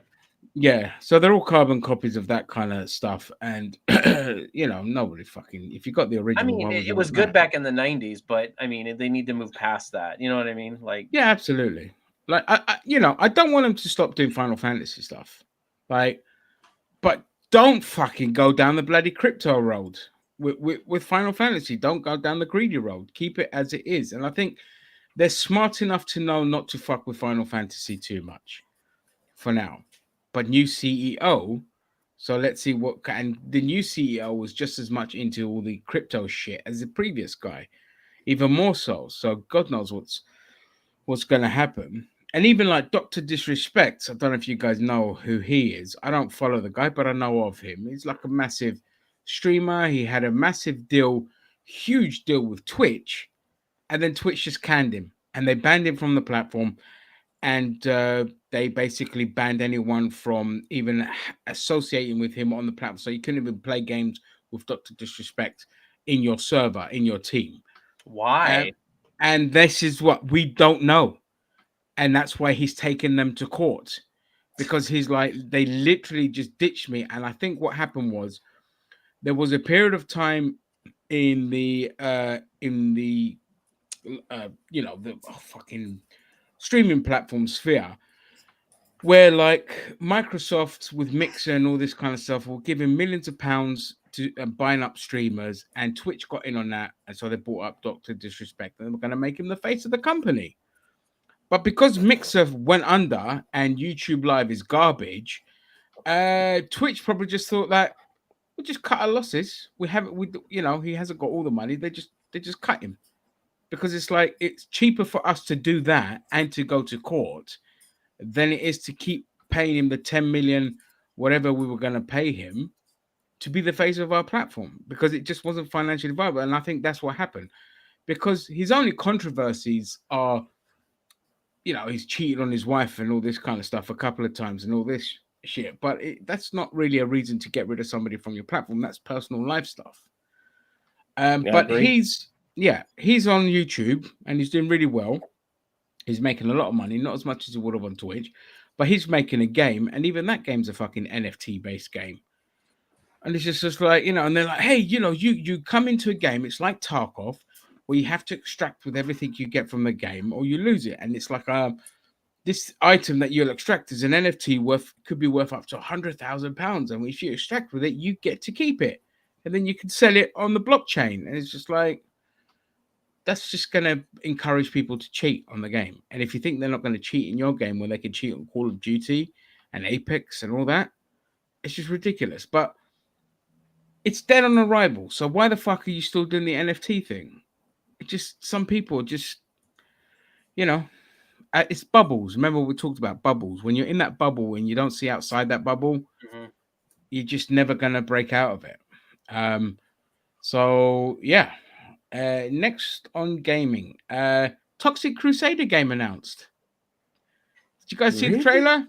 Yeah, no, I did not. Yeah, I will send you guys a trailer if you want to put it on here. Are we able to watch it on here without fucking getting banned or fucking copyright? Yeah, it's just a game trailer. Yeah, you should be all right. Maybe. Yeah, I mean, as long as it's not Paramount or CBS. I mean, yeah, those are really the fuckers that really. Well, and well, no, even Marvel and Disney don't. I think they don't even. It's for a game. You're not going to get banned for a game trailer. Toxic Crusader. Let me just have a look. Yeah. Let me see. There you go. From a company called Retroverse. It's just like a Teenage Mutant Ninja Turtles. Where you posted it?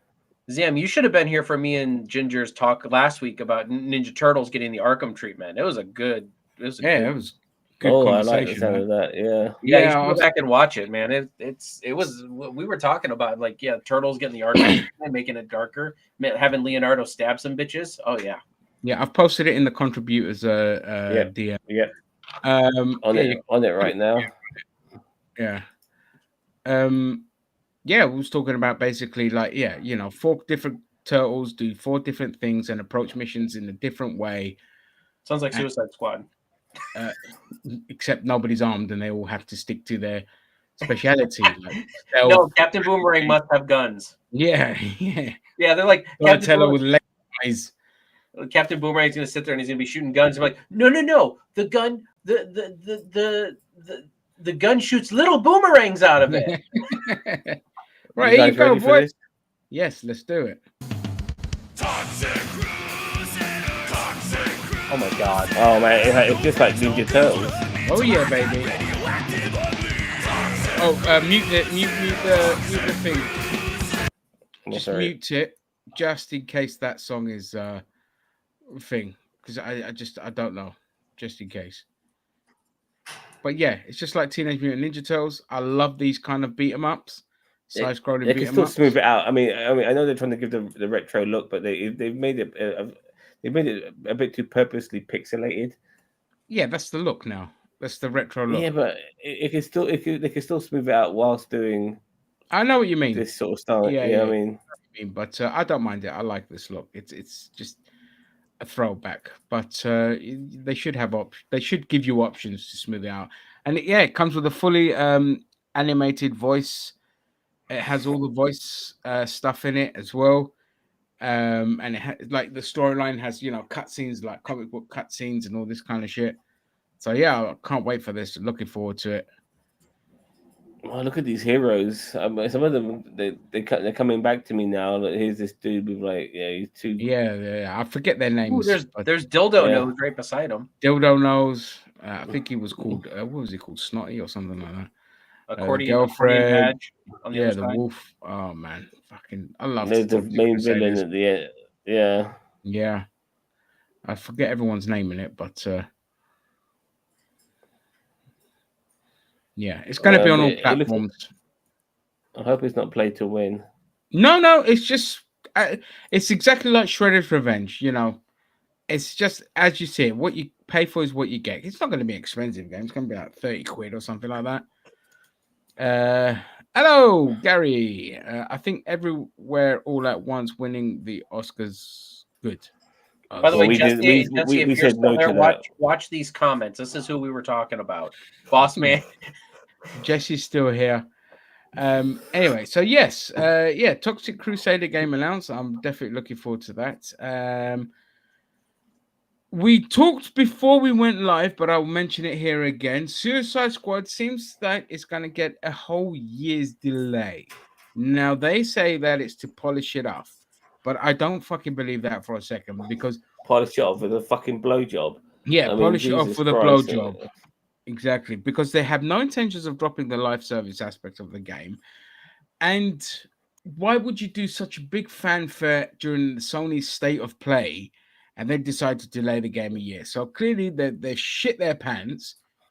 And the fact that they didn't realize this is the backlash they're going to get, again, just shows how fucking stupid this industry is. This game, no matter what, is dead on arrival. It's dead. It's not going to do well. Because why do I need to play as 4 Suicide Squad members where I can leap around the city like I'm fucking Hulk and Superman and super speed and all this kind of shit when I'm not playing as the Justice League and everyone has the same fucking weapons? Here's your So fuck rebuttal. that game. Being delayed isn't a good idea because obviously the direction Rocksteady wanted to go, I think, sucked. How much improvement can they make? Well, exactly. I mean, you know, they say, oh, we've got to polish it off, but well, don't release it during a state of play. And they're saying the game was pretty much ready to go anyway. So it's just bollocks. I don't believe it Once for again, a second. This is why I'm disillusioned with gaming. You've got that sort of like Division meets fucking DayZ game, which ended up being a con, I believe. You know, that was supposed to come out this month in March. Yes, the day after it was called. So It's called. something like the day before, day after, some shit Yeah, like the day that. before, the day And after. Yeah. that, and then you saw like some of the gameplay footage early on in the game, and you realize that wasn't actual gameplay footage. It was just some super rendered, super detailed cutscene. Because when you actually saw the gameplay, you know, it looked like PlayStation 3 graphics. Yeah, yeah. And then, and obviously, you know, Skull and Bones is now being delayed again as well. That was supposed to come out this month. Well, that game looks like a pile of shit anyway. Well, I've actually started playing Assassin's Creed Black Flag because I want to play some pirates, and you know what, and Assassin's Creed Black Flag once. Yeah, but Skull and Bones, you don't really do anything. Like you don't even go out, you don't even go onto land. You send other people to get stuff, kind of thing. It's like it's a really weird game because you send other people to do everything. It's like really shit how they've done it. Yeah. And the only stuff you do is on the boat, like in Assassin's Creed. Assassin's Creed Black Flag is the ultimate pirate game. Yeah, I mean, and this game is going to be it's I mean, it might have more elements to do with like, you know, ship battles and stuff like that, but there's more to being a pirate than being on your ship. You know, it's treasure hunting, going on land, you know, sword fighting, stuff Plundering like that. booty. Plundering booty. What they should have done is fucking made the game into a fully fledged pirate game. They should have been like, oh, okay, nobody really cares. Like but again, this is what I mean. Like Yves Guillemot is such a fucking idiot. Okay, that ship had literally sailed. Okay, of the Black Flag hype and all of that, because Assassin's Creed has moved beyond that. Even though it still has elements that tries to keep hold of it, it's like, bro, that game was 10 years ago now. I think we could ditch the ships. What they could have done with it though is they could have made it Assassin's Creed, but not Assassin's Creed, just that kind of gameplay, a bit more polished, but pirate. It's a pirate game. Like, yeah, you have to be climbing up walls and stuff like that. Yeah, you just easy layup, but they could have had like fantastic sword fighting, raids, like raiding lands, raiding ships, and made it a bit elaborate rather than just on the surface. Like you have to go inside the ships, all this kind of stuff, and like you have to learn about the different timetables of that ships are taking. So you've got to set out a certain time to intercept and all this shit, or set up like forts on little like pockets of islands to kind of attack those ships. You could have done so much with it, but what do we get? We get nothing. We get absolutely. You can't even go on land. You just kind of sit there and send other people to do everything. Like this is. I can't fucking. I've never cheered for a company to go under more than I want Ubisoft to go on. And they deserve to go bankrupt because they're creatively bankrupt. Got some comments here. I'll go through them. You don't need to put them up here. Look, it was a bad idea to give them all guns, but that's the choice. Yeah, okay, you're just stating the obvious, right? The only game I'm eager for is Baldur's Gate 3 at the end of August. Don't know about that game. I'm not. By the way, welcome Daniel Vance. Yeah, hey Vance. Hello, Daniel. I'm not a Baldur's Gate fan, but I just hope that they deliver you guys an excellent game with no bullshit like Blizzard did with Diablo Immortal. So that I know there's a huge Baldur's Gate community, and so I hope they get a kick-ass game. It's bad on creative one complete game is Hogwarts Legacy. Again, yeah, this is what we were saying. Like the Hogwarts Legacy is a work of art. Hogwarts Legacy is a work of art, and non-controversial controversies be fucking damned. If you get that game, because that fucking game should be, a wake-up call to the industry to say, look, if you want sustainable profit, then half of your games have to at least be proper one-player, non-greedy, narrative-driven games.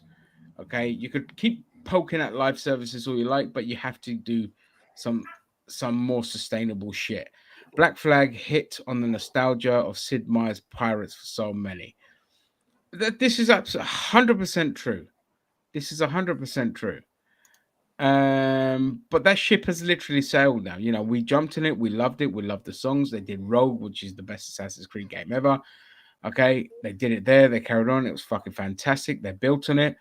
But then in Unity, they went to France. We lost the pirate stuff, and it was fine. I enjoyed Unity. I liked it. I think it's a very underrated game. I mean, I really do feel like it had not overstayed, but like stayed its welcome. Like once you did, even in Rogue, like Rogue is my favorite Assassin's Creed game, but not because of the pirate aspects. You know what I mean? The story and just the gameplay and all the like I mean, even in Rogue, it did feel like the piracy stuff did feel a little overstayed, but they did it, and then they moved on, and that's fantastic. I'm glad that they moved on and they did other shit. I mean, Black Flag was a big game to live up to gameplay and fun wise, because although Black Flag is not my favorite Assassin's Creed, it's nowhere near my favorite Assassin's Creed game. I can acknowledge the fact that it was a fun game. I mean, you could just sit down and just play for however long, and just go and plunder and loot and do all this stuff, and you just have fun. You don't even care. Yeah. And within those two games, that's where the pirate stuff should have just stayed there.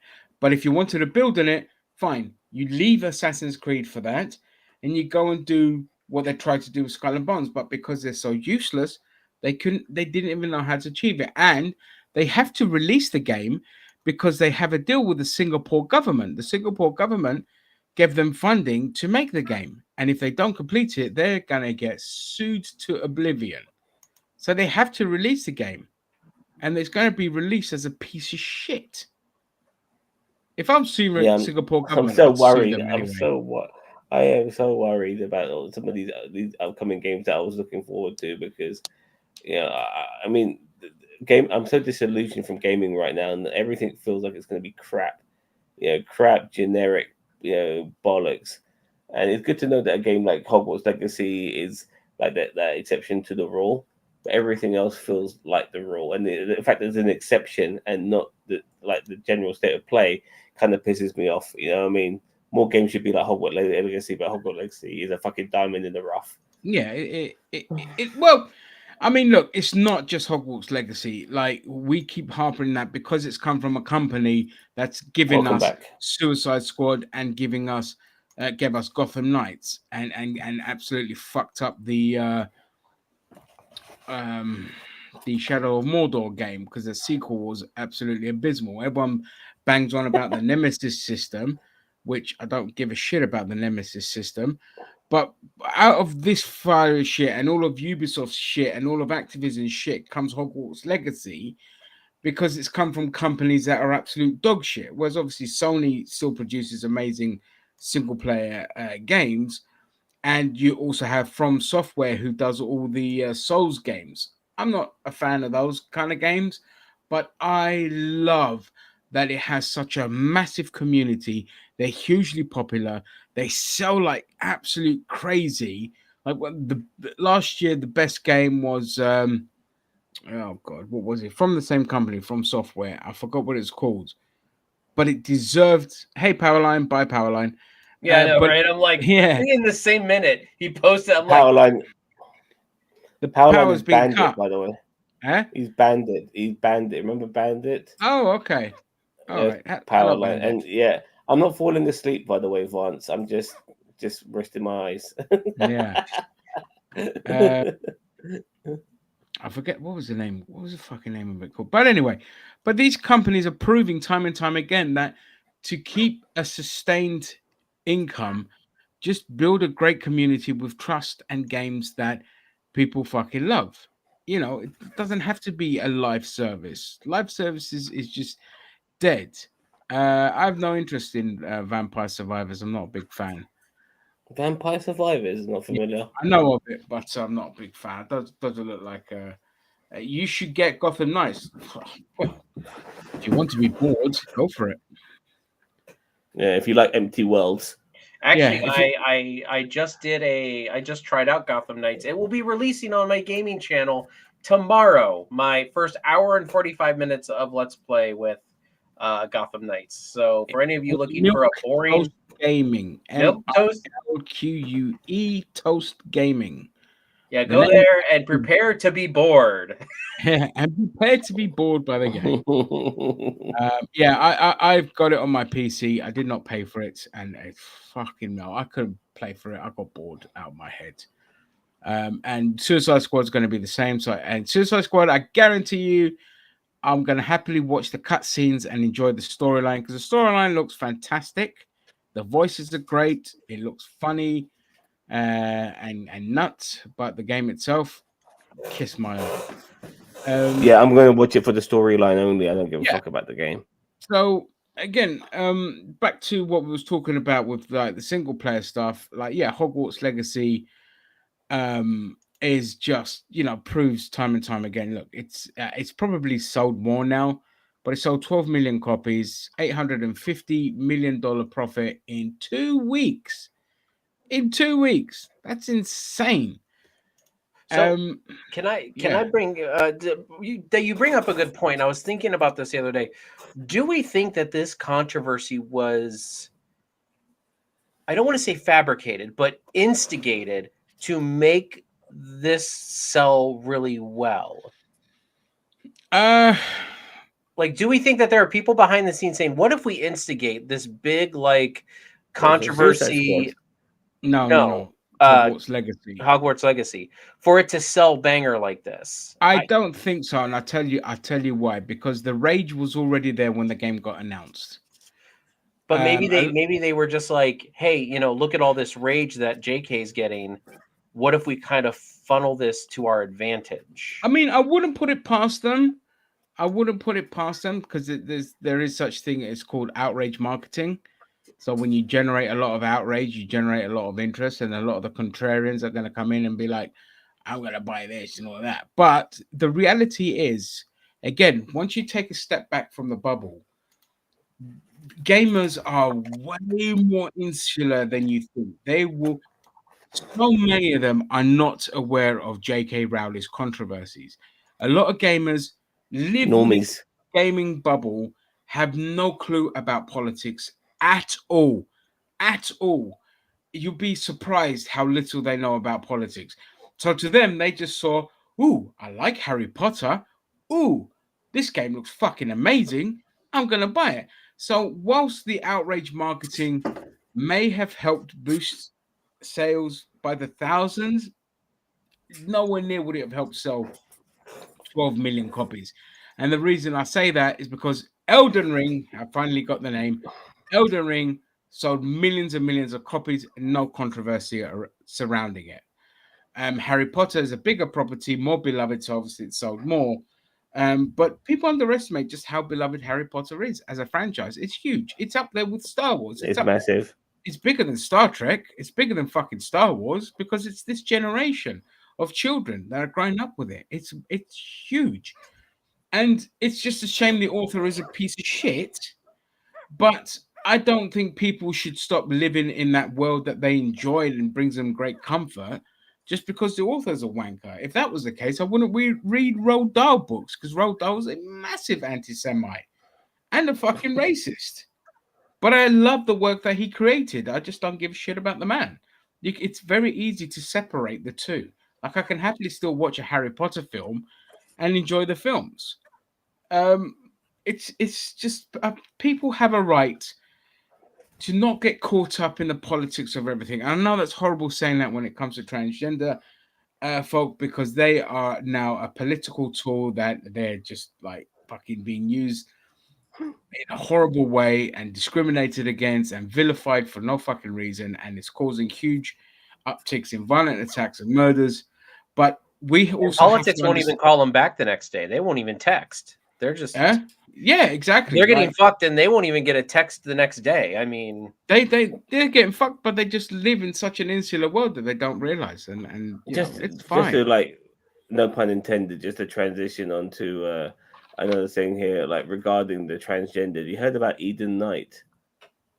Ow, no. Ow, you little fuck! That's my finger, not a grape. Short-sighted to say that gamers know nothing of the controversy of any game that holds out one. Vance, you'd be surprised. Trust me. People were getting attacked on Twitch and they had no fucking idea why. They're like, what's going on?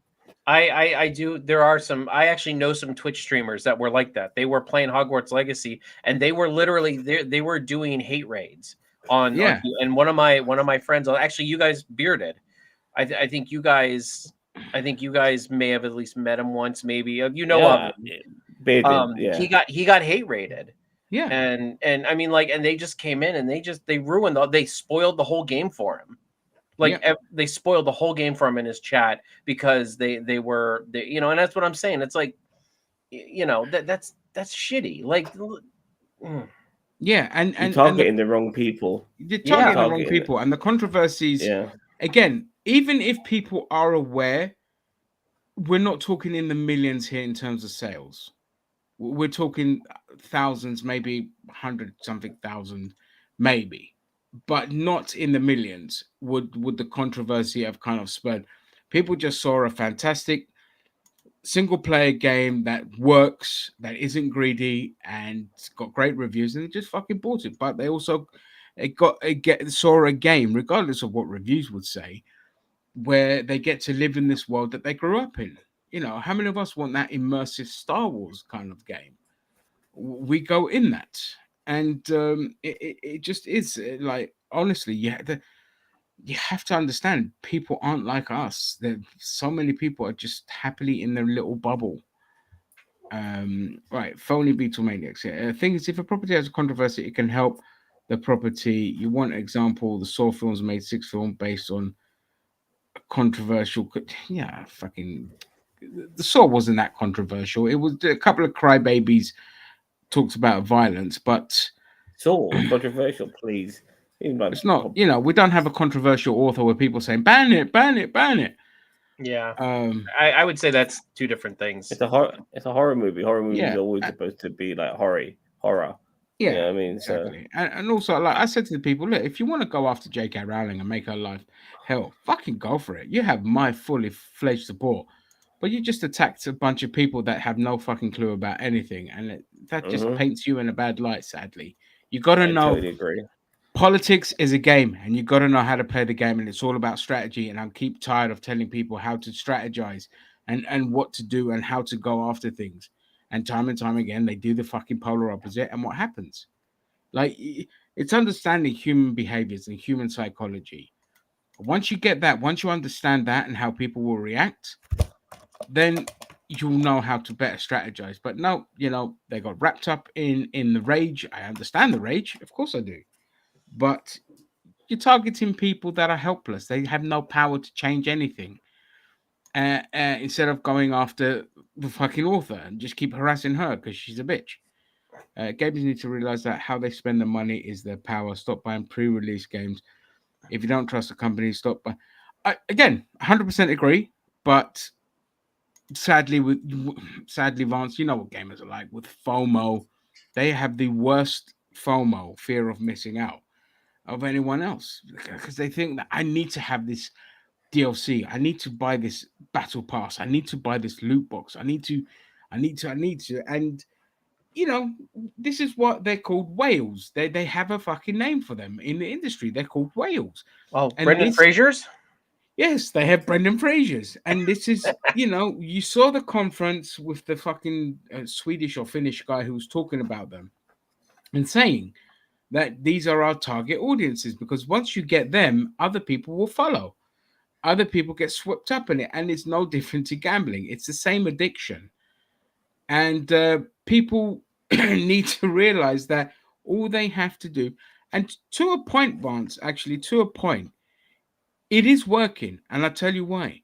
Because life services are failing because people are fed up of being overly monetized with their gaming. The Chinese and the change is coming. Before I say that, Vance, agreed. If nobody else is streaming a controversial game, people are bound to watch my stream, good or bad. It's numbers. Exactly. You're absolutely right. With the Chinese government clamping down now on gaming, and next they're going after microtransactions within gaming because microtransactions was helped a lot through mobile gaming, and the biggest market for that is Asia. Because for them, the amount of money you spend on a game is like a status symbol. It's really fucking weird. But Asians are also massively addicted to gambling, especially the Chinese. Like our casinos here are filled with Chinese people because they fucking love Chinese gambling. and Saudis. And Saudis, they love gambling. It's huge for them. It. So the gaming aspect of gambling and loot boxes and all of that, they fucking love that shit. But thankfully, the Chinese government is clamping down on them, and that's going to have a knock-on effect to Western gaming because live services have now are practically dead. There's only a handful of them that are getting away with it. So now gaming companies are going to have to go back to what made gaming work, which was single player or multiplayer games with no greedy bullshit or limited greedy bullshit. Whether they do it or not, it's up to them. But if they don't, they're going to go under. Well, next generation of gamers are kids, and kids can't afford to fucking do. You can't monetize them. I mean, they got no money. They're kids.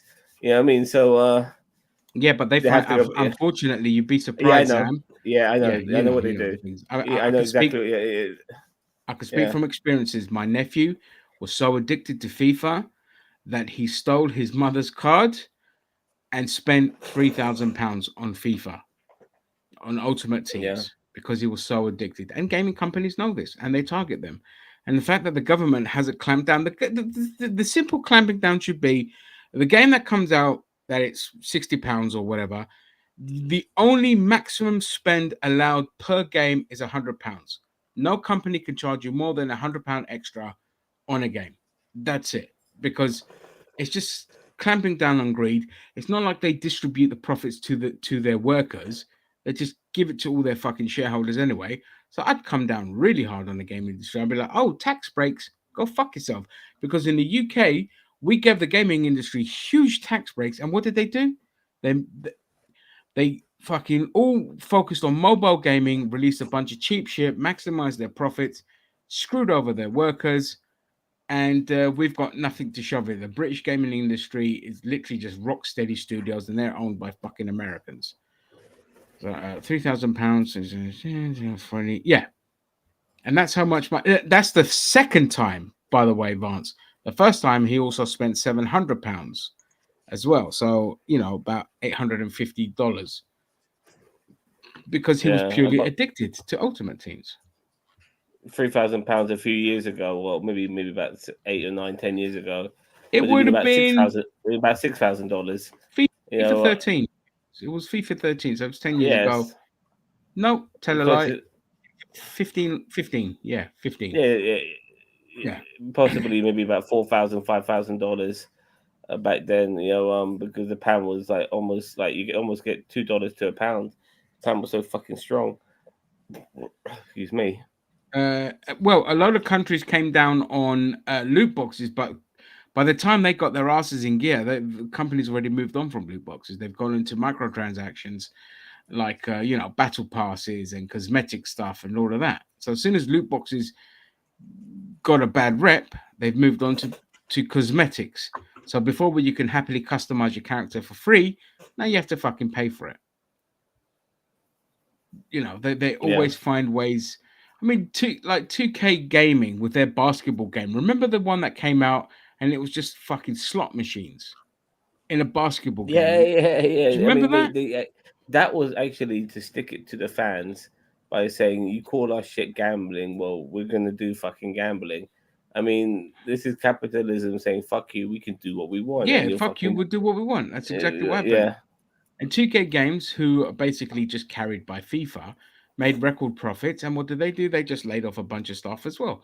Because that's what you do, is you make a lot of... So I'd fucking clamp down on all these sons of bitches and I'd be like, okay, you know what? 1% of your output can be live services. The rest has to be a game, either multiplayer, single player, no microtransactions. Fuck you.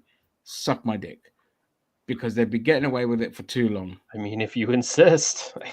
Well, I mean, suck my dick. yeah, fuck them. Obviously, it's a lot of bollocks. That'll never happen. But I'm just saying, Yes, they deserve... your dick. I'm sorry. It's you can't reach it all. Dry. It will stay dry. The only moisture it gets is when it's tucked under my belly, and there's a nice image for you. Yeah, it's again, if you don't regulate things, yes, we talked about him earlier, but yeah, legend, Lance Reddick, absolute legends. Also Horizon, voice actor for Horizon Forbidden West, as well as other stuff. I've heard him in other things. Oh, loads. He's done. If you look at his IMDb, he's been a voice actor in almost everything. Like his workload rivals that of Samuel Jackson. 2K sport games are bad for it. Oh, they're terrible. They're as bad as EA. Like they just don't care. And why should they care? If you're stupid enough to make money, like EA FIFA Sports, which is now going to be called something else. So I'm interested to see what happens with that. Because the license for FIFA was too expensive. And EA were like, no, fuck you. We'll just call it EA football or whatever. They're the biggest money makers for EA. They release the sports games, same shit literally every year, no changes, but they make bank. Because people are just morons. People are morons. Yeah. So, okay. Well, we've talked gaming. Anything else anyone wants to talk about? Any subjects? I would like to talk about I mentioned earlier this person, Eden Knight. It's quite a tragic story, really. So I was going to bring up the thing here. This is a Saudi trans girl who I have heard about this, but who recently died, and I just feel that more people need to know about her story, because the person, her family were people who were quite high up within the Saudi sort of like hierarchy. They were like people who worked in the government. But trans woman Eden, I'll just read this article to you. This is from Pink News. Trans woman Eden Knight took her own life after allegedly being forced to detransition by members of her family. Reports of Knight's death were confirmed online by family members after she posted an essay entitled "Final Message" on her social media. Her body was reportedly found by her family, who referred to the death of a young man, which is fucking terrible, on Monday, March the 13th, which was only a few days ago.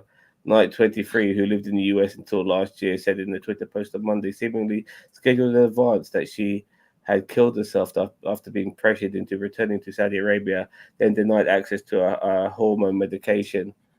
The Post alleged that her parents hired American fixers and a Saudi lawyer to take her back to the Middle East kingdom, where trans people face severe discrimination, mate, not just death. You know what I mean? Not just discrimination. The Georgia student claimed in the emotional post that she was forcibly coerced into detransitioning.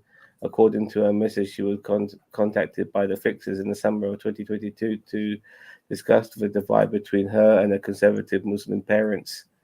At the time, and by the way, just to go on a tangent here, like when people who are, let's say, right wing Christians who hate on Muslims, a lot of them are hating on people who are pretty much the same politically as them. They just happen to believe in a different deity. Other than that, they're they're fucking similar, and they just assume that somehow Muslims are on the left because they're on the right, but that's not the case. You're both on the right. Well, But anyway, the only irony here is that economically Muslims are on the left.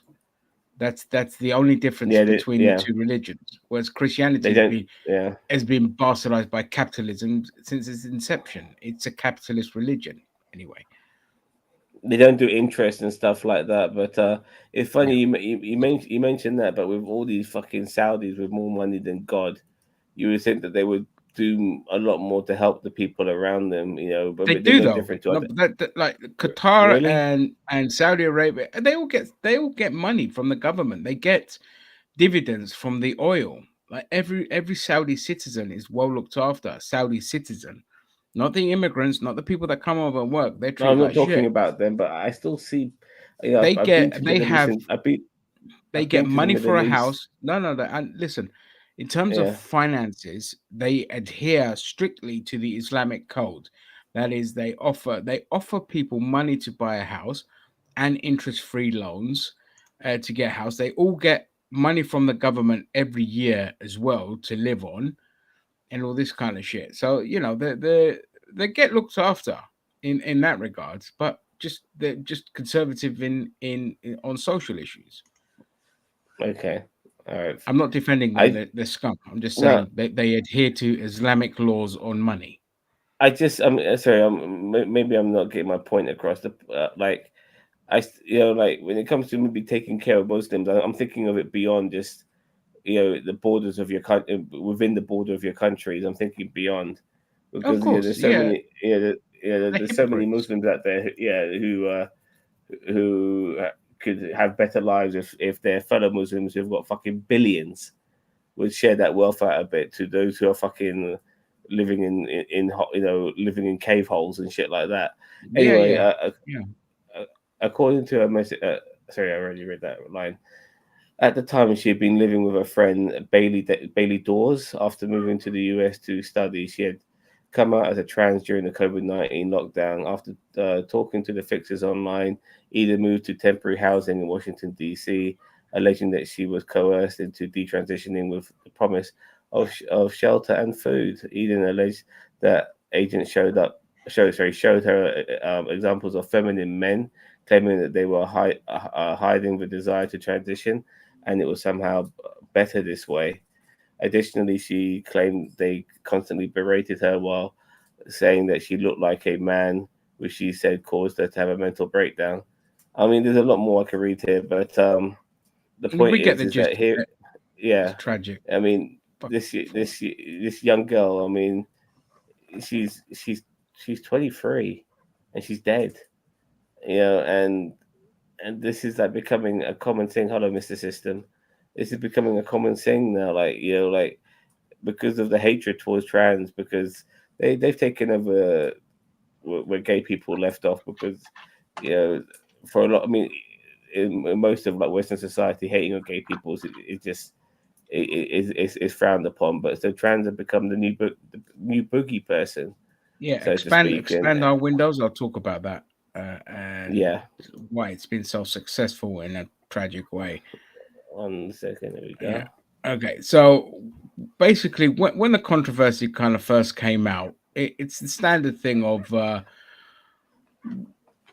trying to pick a new enemy like the capitalists do all the time to kind of create soul division, all this kind of stuff. But what happened was, with the issue with trans women and working in the fear factor of bathrooms and rape and all this kind of stuff, they managed to rope in white liberal women who would otherwise be openly fine with LGB individuals, but they managed to wrangle them in with against trans people, and it's been highly successful. And this is why it has exploded, this anti-trans sentiment everywhere. It and so they're running away with it now because they're like, hey, we've got an enemy that liberals also hate, so we could fucking milk this until the cows come home, and the trans people keep coming out, and every time they keep coming out, we're just gonna weaponize them, and every time they want to belong, we're gonna just keep distorting the truth and pissing away, and it's a fantastic tool. And they found their boogeyman that is just helping fuel this fucking fire and division to keep people politically distracted. And this is the tragedy where it's led to 16-year-old trans girls getting murdered in the UK, stabbed, because our fucking kids in this country are violent little cunts who just have no, they never understand consequences until it's too late, because we are too fucking soft and we're too uneducated in this country. Okay, I'm not even going to talk about America, and in America they're literally just trying to cause trans genocide now. They're at the stage now where they're saying we need to eradicate transgenderism, and words eradicate and that just basically means kill them off, and it's disgusting. Yeah, America become the third fucking Reich in some states, man. Yeah, I mean, I keep saying to people, don't underestimate Ron DeSantis, because once he's in power, he is a fucking fascist, and you're fucked. But I want to talk about the UK because we always skewer off to America, and not enough focus is on the state. Yes, go on. I'm actually going to step out for a couple minutes. I will be back, but I need to go do something really quick. But I will be back. So I'm going to pull myself off the stream for a moment. Yeah, that's fine. That's fine. Okay, close your window and maybe put yourself on mute. Okay. I am. Thank you. Sorry, I didn't mean to interrupt you, Ginger. No, that's fine, dude. Yeah. No, thanks for letting us know. So, like in the UK, because in the UK we were slowly just moving towards progress, and now all of that's just fucking derailed because of how stupid and uneducated our people are. Like I even said, I think it was last week when I said that I called a friend of mine a fucking idiot, and she got very offended by it. But I just said, look, here's why I've called you a fucking idiot, and I showed her the right-wing playbook of how they manufacture fear and outrage in order for you to hate a certain group. And I showed the play-by-play. She didn't understand it. And I said, ergo, my point originally stands. You're a fucking idiot. I still love you, but you're a fucking idiot. And you will remain a fucking idiot until you understand that this person who just so happens to have a penis between the legs is not your enemy.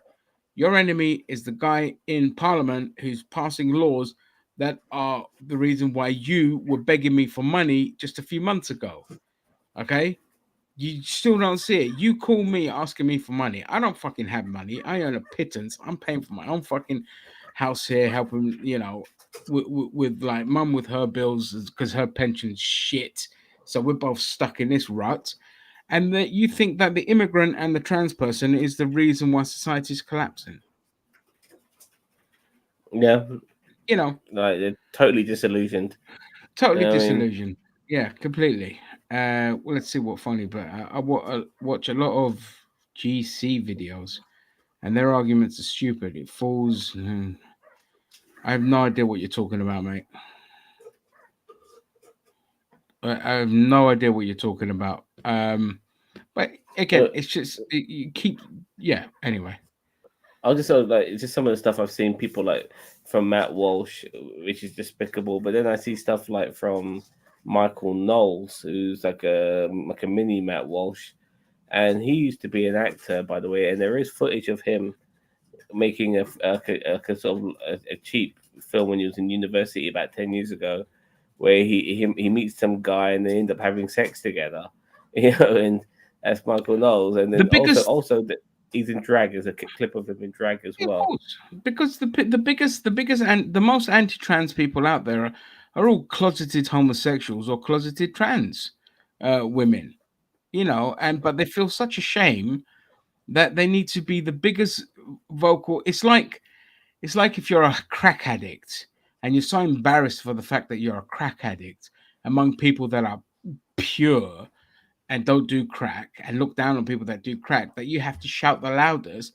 just in order to convince yourself that you too aren't a crack addict. And this is what we have with the trans thing. Like Alex Jones gets caught with one of his tabs in his PCs, trans porn. Nick Fuentes with femboy porn. Exactly. Yeah, A pastor, a right-wing pastor, sending messages to a fucking twink on Grinder or something. Instagram. No, on Instagram. You know, this kind of The shit. 80-year-old. Yeah, I Yeah. remember. Yeah. It's always the same. It's always the same shit. And and what annoys me is the media doesn't go after these people, because what if it was me, I'll just be sitting there going, I'll be like, well, you're clearly gay. Because you're talking Yeah. about gay people, that makes you gay because you're obsessed with gay people. Why are you so obsessed with gay people? Are you gay? And immediately that would just shut the conversation down, because now what you're going to be saying is every time somebody talks about trans or gay people and is against them, we're just going to assume they're in the closet and they want to be that way. So now we're just going to mock you until you shut the fuck up. But it's the media that needs to utilize that tool. Otherwise, if they don't, they're just going to keep going at it. And we're going to end up in a situation where there's a point of no return. Like I've said, I think I said it last week as well. With me, I'm at the point where if you're a turf and we're in person, I'm either going to scream at you or I'm going to slap you, because I'm at I'm at zero tolerance with turfs, zero tolerance, because the rhetoric is causing actual deaths. And Brianna Gray's what's it? I forgot her name. It's a J. I think it's Brianna J with a G though. Something like that. Yeah. Yeah. Her murder is the tipping point. That's a 16-year-old girl who was relentlessly bullied, all right, and was stabbed. And I mean, Multiple times. Multiple times. It shows you how fucked in the head you are. And that's why I'm at the point of, that's when I snapped and I called my friend a fucking idiot. And I ripped into her, because I was just like, I don't accept this anymore. If you talk to me about trans people, you better come from a place of either saying, I don't understand it, why is it like this, or a place of support. Otherwise, I don't care. You're subhuman to me if you're a turf.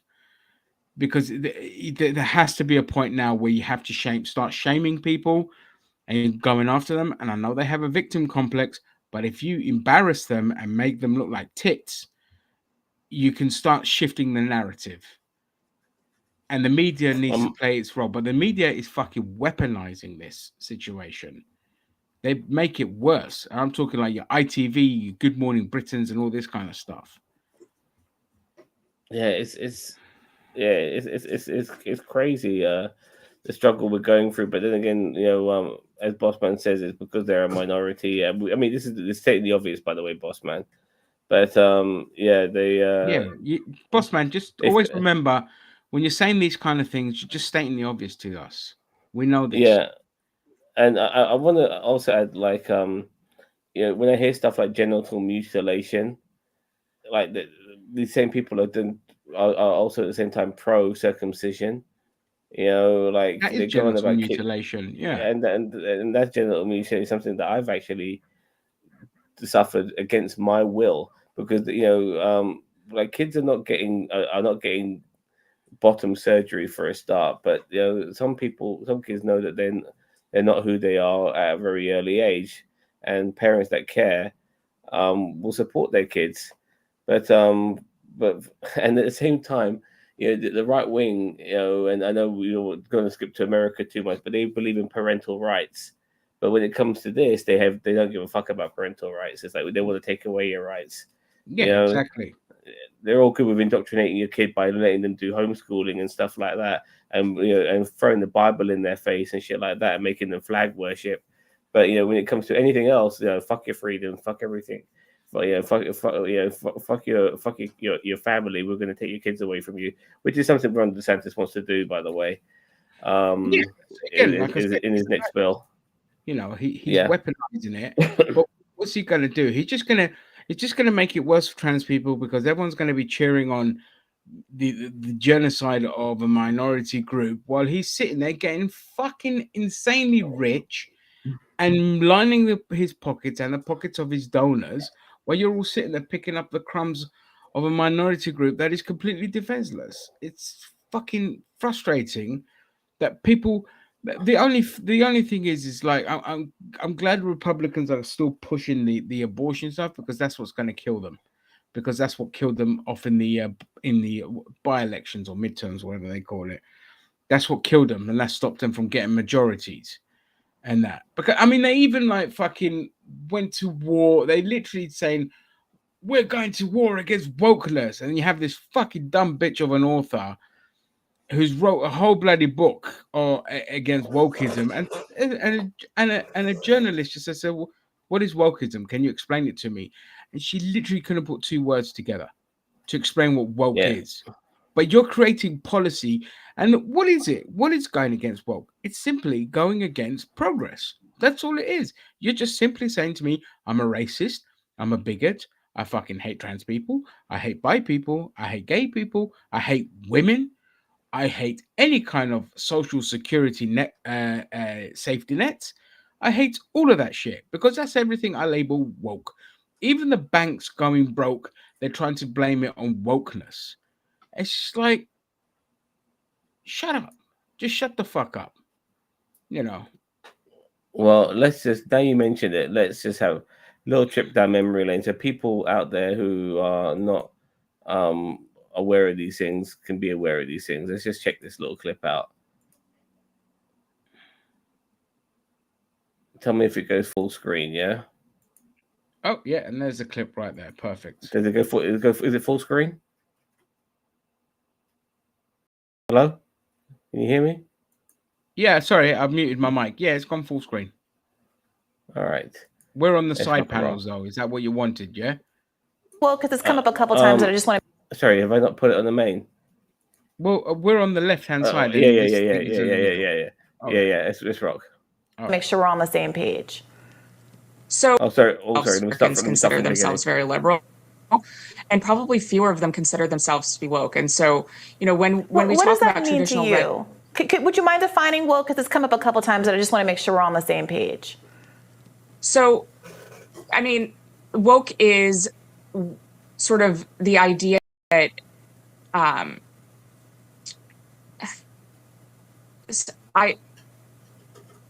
this is going to be one of those moments that goes viral. I mean, woke is something that's very hard to define, and we've spent an entire chapter defining it. It's not hard to define. It is sort of the understanding that we need to totally reimagine and redo society in order to create hierarchies of oppression.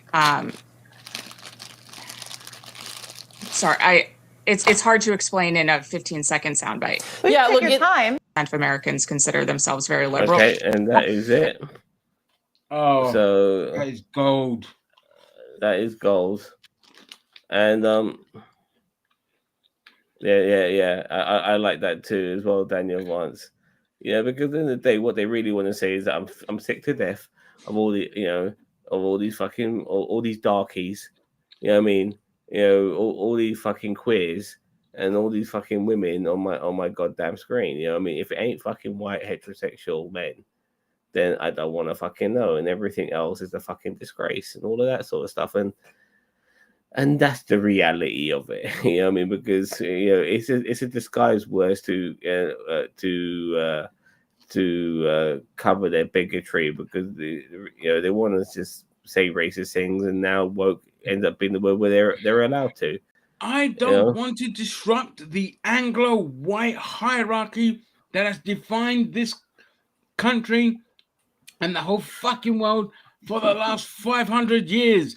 I want white man on top, not the bottom, and I will not accept white man anything on the else. bottom.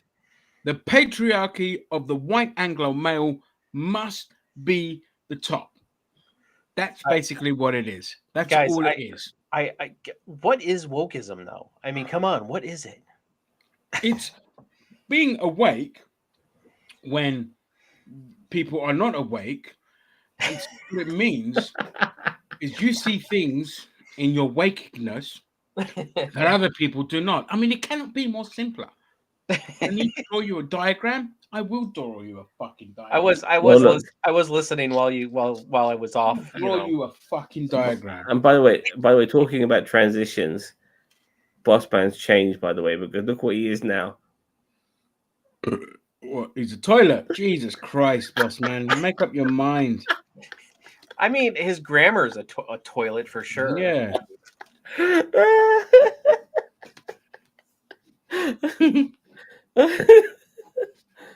Oh, that was beautiful.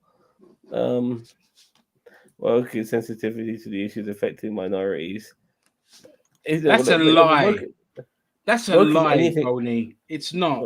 It's woke. It's not. Woke is anything they don't like.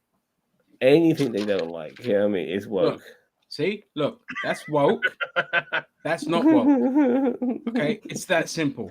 That's all it is. All right. They're never able to define it, and I always use that though. Every time I hit like people in social media, they mention something's woke. I ask them what is woke, and most of the time they don't even fucking get back to me. You know what I mean? They don't want to answer that fucking question without sounding genuinely like a racist. You know. I just like to say. Sorry, Dan. No, carry on. No, but because you hear when people complain about stuff, like, you know, I said before, like a lot of people complain about race swapping and gender swapping with particular established characters, and they want them to bring out their own versions. And when they do, like they do Black Panther, they're still not happy. You know what I mean? Like Black Panther is a character from Africa. The people around him are African as well. This is how it is. But then because you're focusing on these African people and these Black people, it's fucking woke. You can't fucking win with these motherfuckers. So, you know, if it's not status quo shit, which is why they like stuff like Top Gun, because that pretty much was status quo. It was basically celebrating the American war machine. You know, all these military guys fighting for stuff, taking orders to bomb places and not having a reason why they're doing it, and all that sort of shit. They love stuff like that. You know? Yeah. They want America good, everyone else bad. Yeah, I know. American good. Don't put your wokeness in my Star Trek. I mean, Star Trek has never been woke. Star Trek has always been about white man banging green bitches. That's it. I don't want to fucking hear about anything else. It's white man bangs green bitches, and that's it. Speaking of Star Trek, quick transition. Daniel Vance, I watched back the fan film you guys reacted to, and you ripping them a new one was just fucking poetry. You need to be on camera more for this kind of stuff. That is all. Let's move back into it. But ripping who a new one? The Star Trek fan film that you watched. What, the Galaxy Queen? No, that was a work of art. The one before that, where you had the actual creators on. No, Daniel Vance is not Vance Owen. That's a different Vance. Oh, is it? Oh, fuck you, Daniel Vance. You can go back into the shadows. And that was a different. I thought it was the Vance. I was so happy. No, Daniel Vance is his first name. With Vance, the other Vance, his first name is Vance. You know, so I'm so. And this guy's surname is Vance. Hey, don't be fucking with Daniel Vance, man. I'm coming after you. I love it. Him and Major Rage must be protected at all costs. That's all I'll say. I would give my life for those two. Oh, my, absolutely. By the way, that fan film reaction was amazing, because Daniel Vance going full heel. Sorry, not for Daniel Vance. Vance Owen going full fucking heel. Yeah, the way he did. Beautiful. But then he won him over in the end. I mean, it was because he was fair. He was fair. He ripped him a new one, but it was also fair. But then you contrast that, and then you get the fucking the what Queen won, whatever that was called, Galaxy Queen. Galaxy Queen. God, that was so good. That was Dude, so I had no good. idea what we were walking into, but I knew it was either going to be so good. Man, I was enjoying myself, and then the captain kisses his teeth afterwards. That did me in. I had to pause it. I was laughing so hard. I was like, I just wanted a Jamaican accent after that. Man, try your blood cut, you dead fool. Oh, I was dying. I was dying. When the captain beat up that bad guy, and he called him sucker afterwards. Yeah. Oh my Sucker. god. Oh my god. My god. It was so good. That's how you do a fan film when you don't have a budget. You just have fun with it. And I could not. Have they got any more stuff out? Is that it? I don't know, but I mean, you can have a quick look at their channel, Cheeto. But thanks for delegating to me. Yeah, do your job, right, man. But yeah, I mean, like they did they had action scenes as well, because sometimes some Star Trek shows can be a bit dialogue heavy, and you don't know what a bit too talk heavy. about. That's why I don't. Dude, I just love how they showed up in the Senate. I mean, yeah, the Galactic Senate. Yeah, they showed up in the Galactic Senate. I'm like, you know what? It works. It works. I love them. Well, I love them. well, I hope they see your video and they comment, because I'm just gonna fucking fillet them. That for me so far is the best fan film we've seen this year, and that will definitely be in our top 10 of fan films, guaranteed. That's top 5. That is top 5. Oh yeah, it'll probably be a nominated. I assume it would have been a nominated. It's nominated, and it's so far, because we haven't really come across anything as good as that at the moment. It's number 1. You know what I mean? I think so. Once we do the Golden Glasses award show, which is just fucking awesome within itself. Once we do the Golden Glasses, we need to send messages out to all the fan films that get nominated, to tell them that they've been nominated and to tune in. Good idea. At a specific time. And if they don't want to sit through the whole show, we can tell them like what part is what part their thing is. Like, hey, join in for like, you're like right after best donkey in a fucking cow show. Oh god. Oh my. What? Well, that's it. That's all right. Hold on, dude. I'm gonna bring this up. Hold on. They do have other stuff. Okay, let's see what they got. Hold on. I'm gonna bring it up. I'm not gonna. Come on. What the fuck? Where's it at? Motherfucker. All right, you guys see this? All right, so there's Galaxy Queen. You see that? Nope. Put it on the screen. Put it on the big screen. Oh, sorry, I forgot to bring it over. Okay, so we have Galaxy Queen here. They got the teaser trailer. They've got that is a Dragon Ball Z thing. I don't know if that's Dragon Ball Z. They've got some Star Wars. They do have some Star. They have some Star Wars here. Star Trek Troopers. What? Starship Troopers in it, I guess. Yeah. Wilson's Revenge. It's a Castaway. Alien. Oh my! Wilson's Revenge. I want to see that so badly already, man. I think we need to kind of do a what are these guys called? The Wavelength. I think we need to do a Wavelength collection. Look at that. Yeah. Scroll down, Cheeto. It looked like they had John Delancey in one of their films. All Sins Q. No, that's from an actual episode. I think they pulled that from an episode. Okay. Yeah, when you're at work and no one tells you about the omnipotent alien, so it's probably a riff on when Q shows up. Yeah, so we definitely need to do more. Because a lot of these look like shorts. Like The Last Dragon. That? Wow. 18 Star Wars 18, Another Skeptical Apprentice. Star Trek Off Duty, Star Trek Off Duty, Barian Sleep instead of Barian Sweep. Yeah, they're Flying with the Force. There's a Resident Evil Trek. We could watch just now just for the sake of it. Resident Evil Trek. Holy shit! Oh my god. Okay, I think we definitely have to do like more of their stuff and just release one every month that we react to. How many subscribers have they got? Oh, they've only got a couple, like 263. Is that it? No, that's criminal.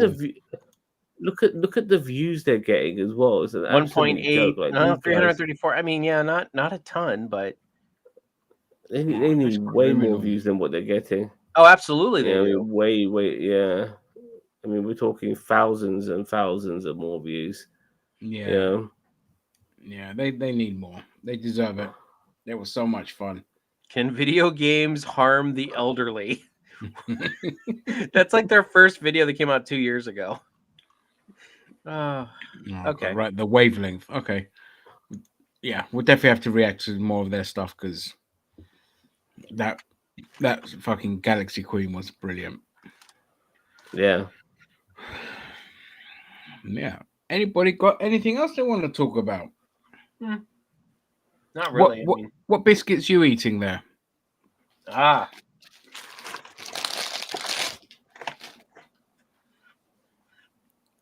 What the hell? Tagalongs. What? Oh, Girl Scouts.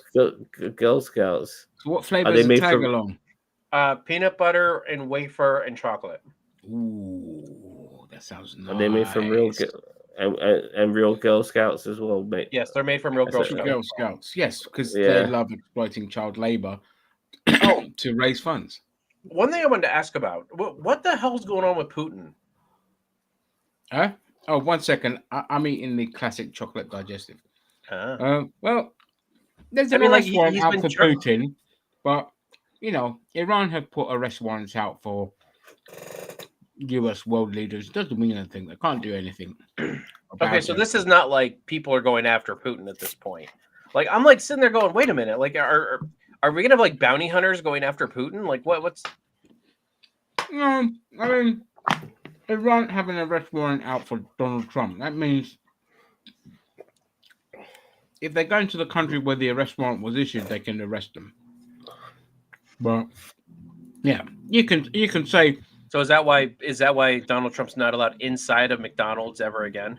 That's right. Because he goes into any Well- McDonald's, he's under arrest. That's The it. Hamburger's gonna come out and be like, "Stick him up, motherfucker!" Exactly. When it comes to these rich, powerful motherfuckers, you know, having warrants out for their arrests and shit, I just roll my eyes up at it. Donald Trump in America has got so many things against him, but the guy's still running for president. Prince Andrew's a fucking nonce. You know, he's able to still like redeem himself, regardless of apparently he might lose certain privileges. It don't mean shit. He's still a free man. You know, and then you got people like Vladimir Putin, apparently, who's been charged for war crimes. What the fuck? Nothing's gonna happen to him. You know, That's what I'm like. I'm like, people. I thought there were like people actually gonna go in and get him, and I'm like, really? I'm like, that can't be true. Like, Nah. there's no way they can. Isn't he like proclaimed king or whatever of Russia now? Dude, he is the king. He is the king of Russia. But they go into his country, they're fucked. You know, they're in his land. The You know? the railway. Here we go. Look, the ICC has issued an arrest warrant for Russian. Oh, hang on, it's the ICC that have issued it. Yes, the ICC. Yes. The court allegedly is responsible for war crimes and has focused its claims of unlawful deportation of children from Ukraine to Russia. Committed war crimes.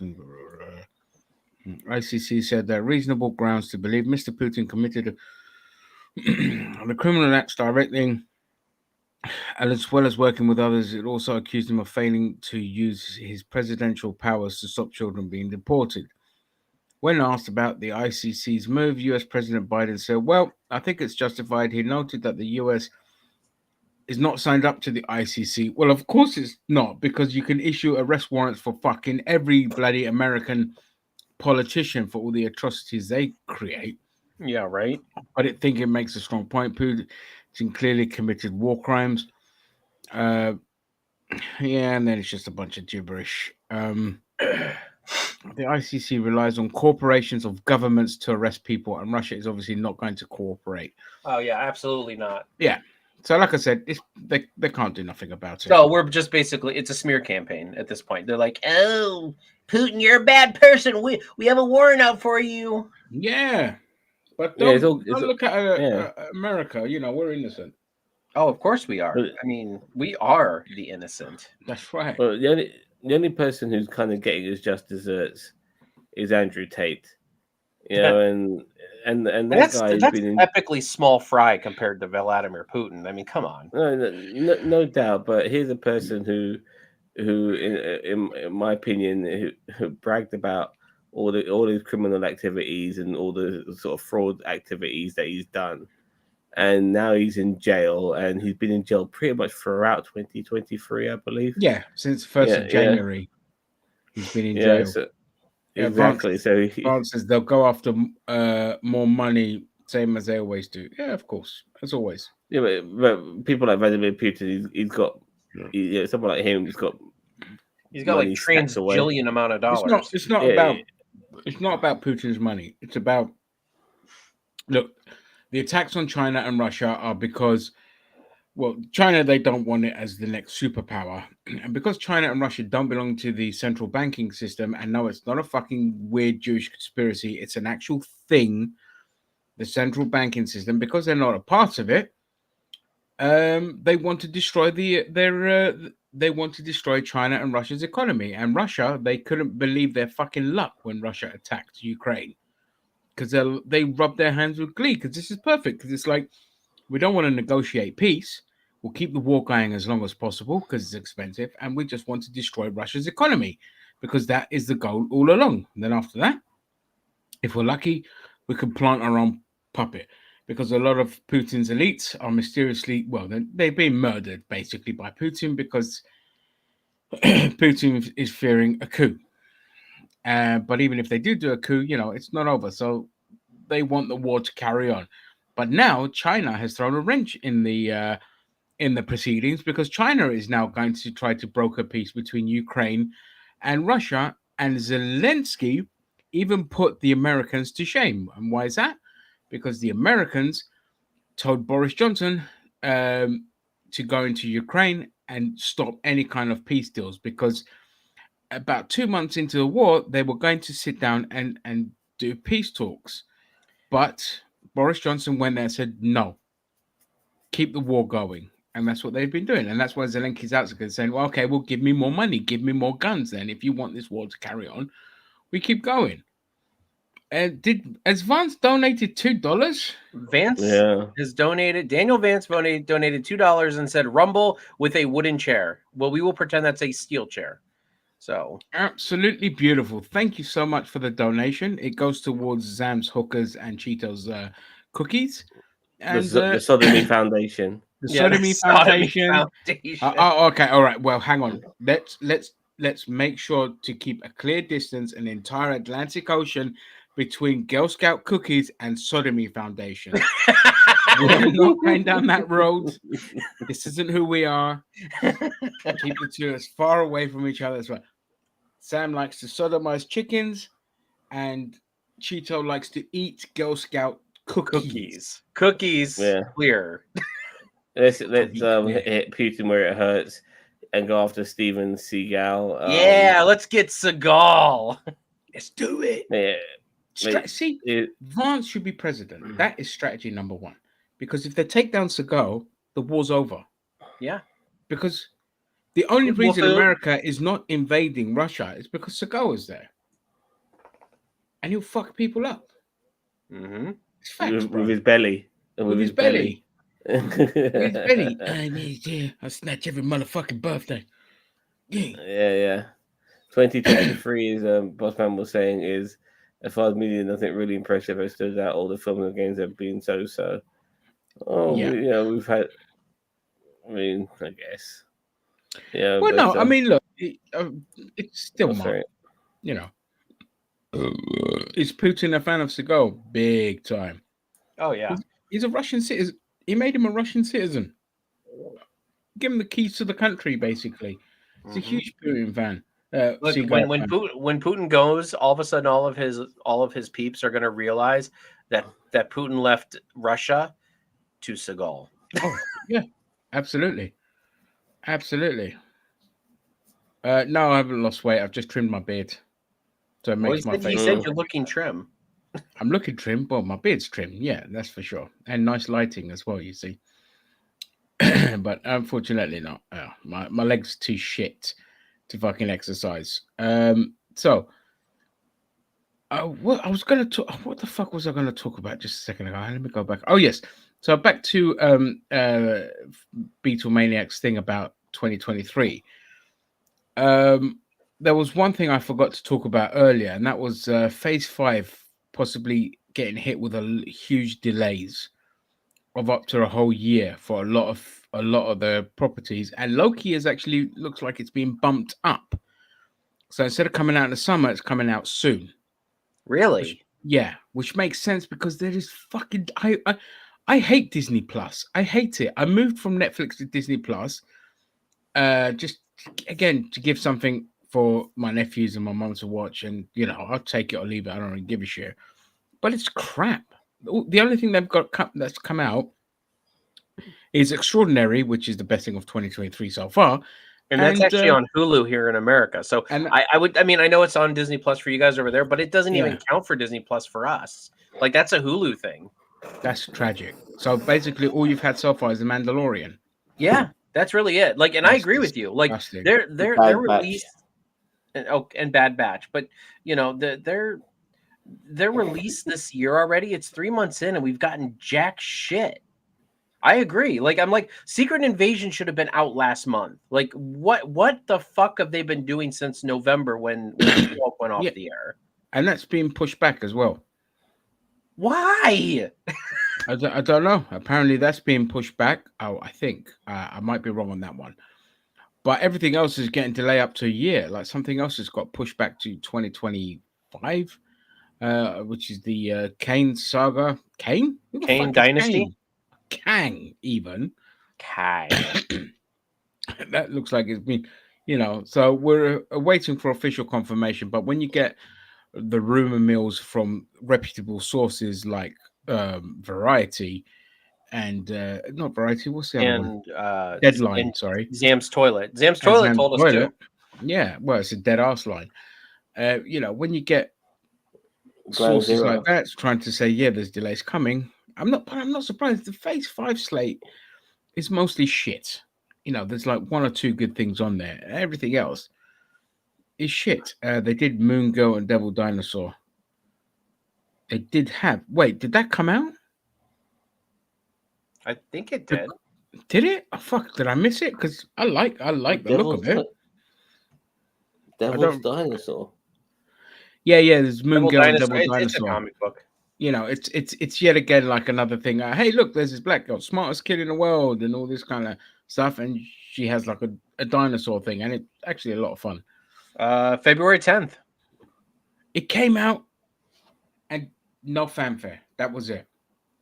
That is ridiculous. Let me just have a look on my Disney. Original release February 10th, 2023. Any news on the Star Wars Acolyte? Nobody cares about Star Wars. Nothing yet. I heard some news that they are planning on doing some kind of like Avengers Assemble movie for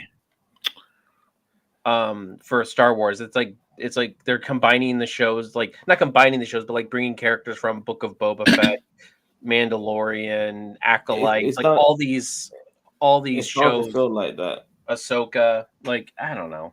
Yeah, okay. But Vance, it wasn't worth it. None of us are the target audience. I know, look, but I can,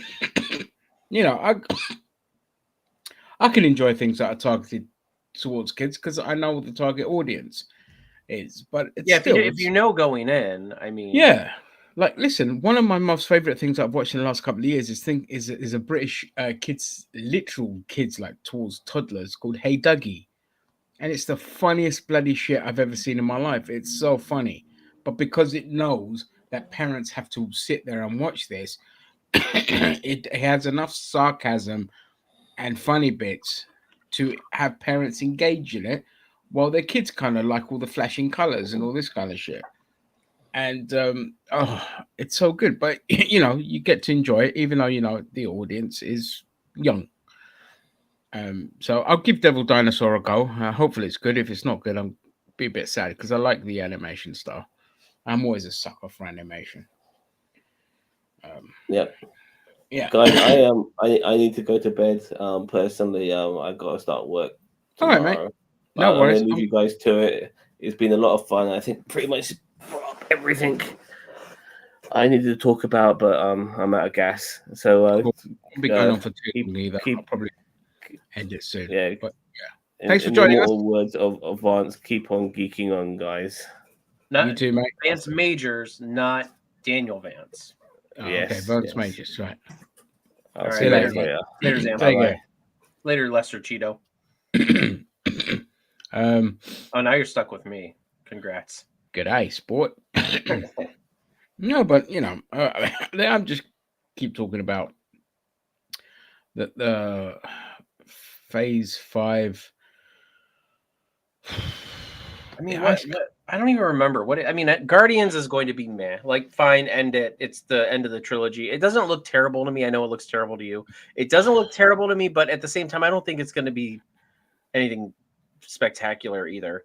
yeah. Look, There's rumors that that Moon Knight season 2 the main villain will be Ramatut, like another version of Kang, one of the ones in the post credits for Ant-Man okay. Quantumania.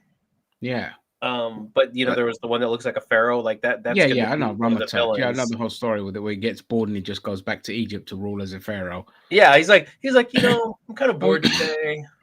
Well, no, but here's the thing about Kang, and we can. I don't know if you want to talk about Kang, but Yeah, we'll like talk about Kang. the MCU is, I think, going about Kang the wrong way because, like, they're doing the whole variant thing with Kang, where there's like a million of them or whatever.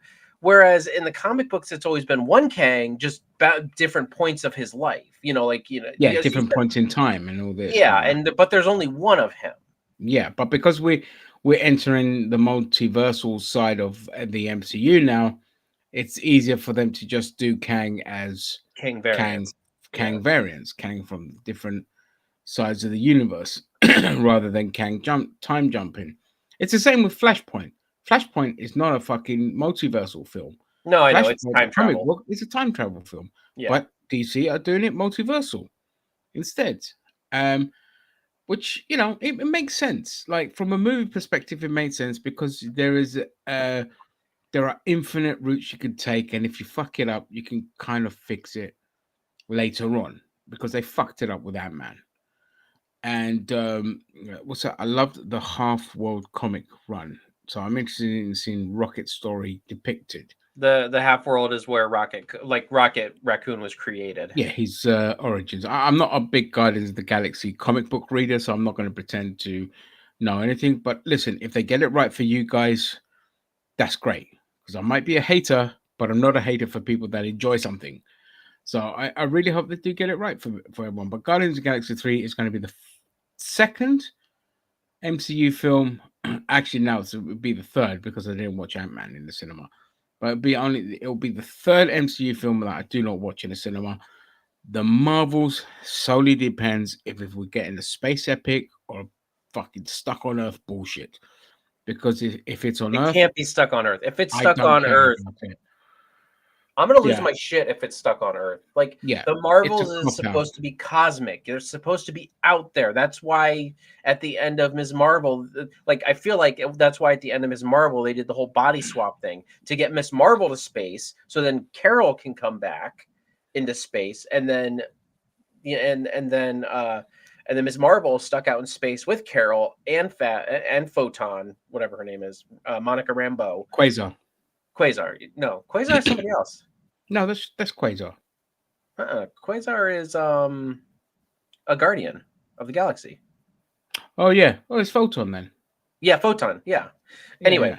so but yeah, like that's what I want. Like I don't want it to be based on Earth. When I heard it was going to be based on Earth, I rolled my eyes and I beat my head against the fucking wall because I don't want these things set on Earth. I like it when they're out there.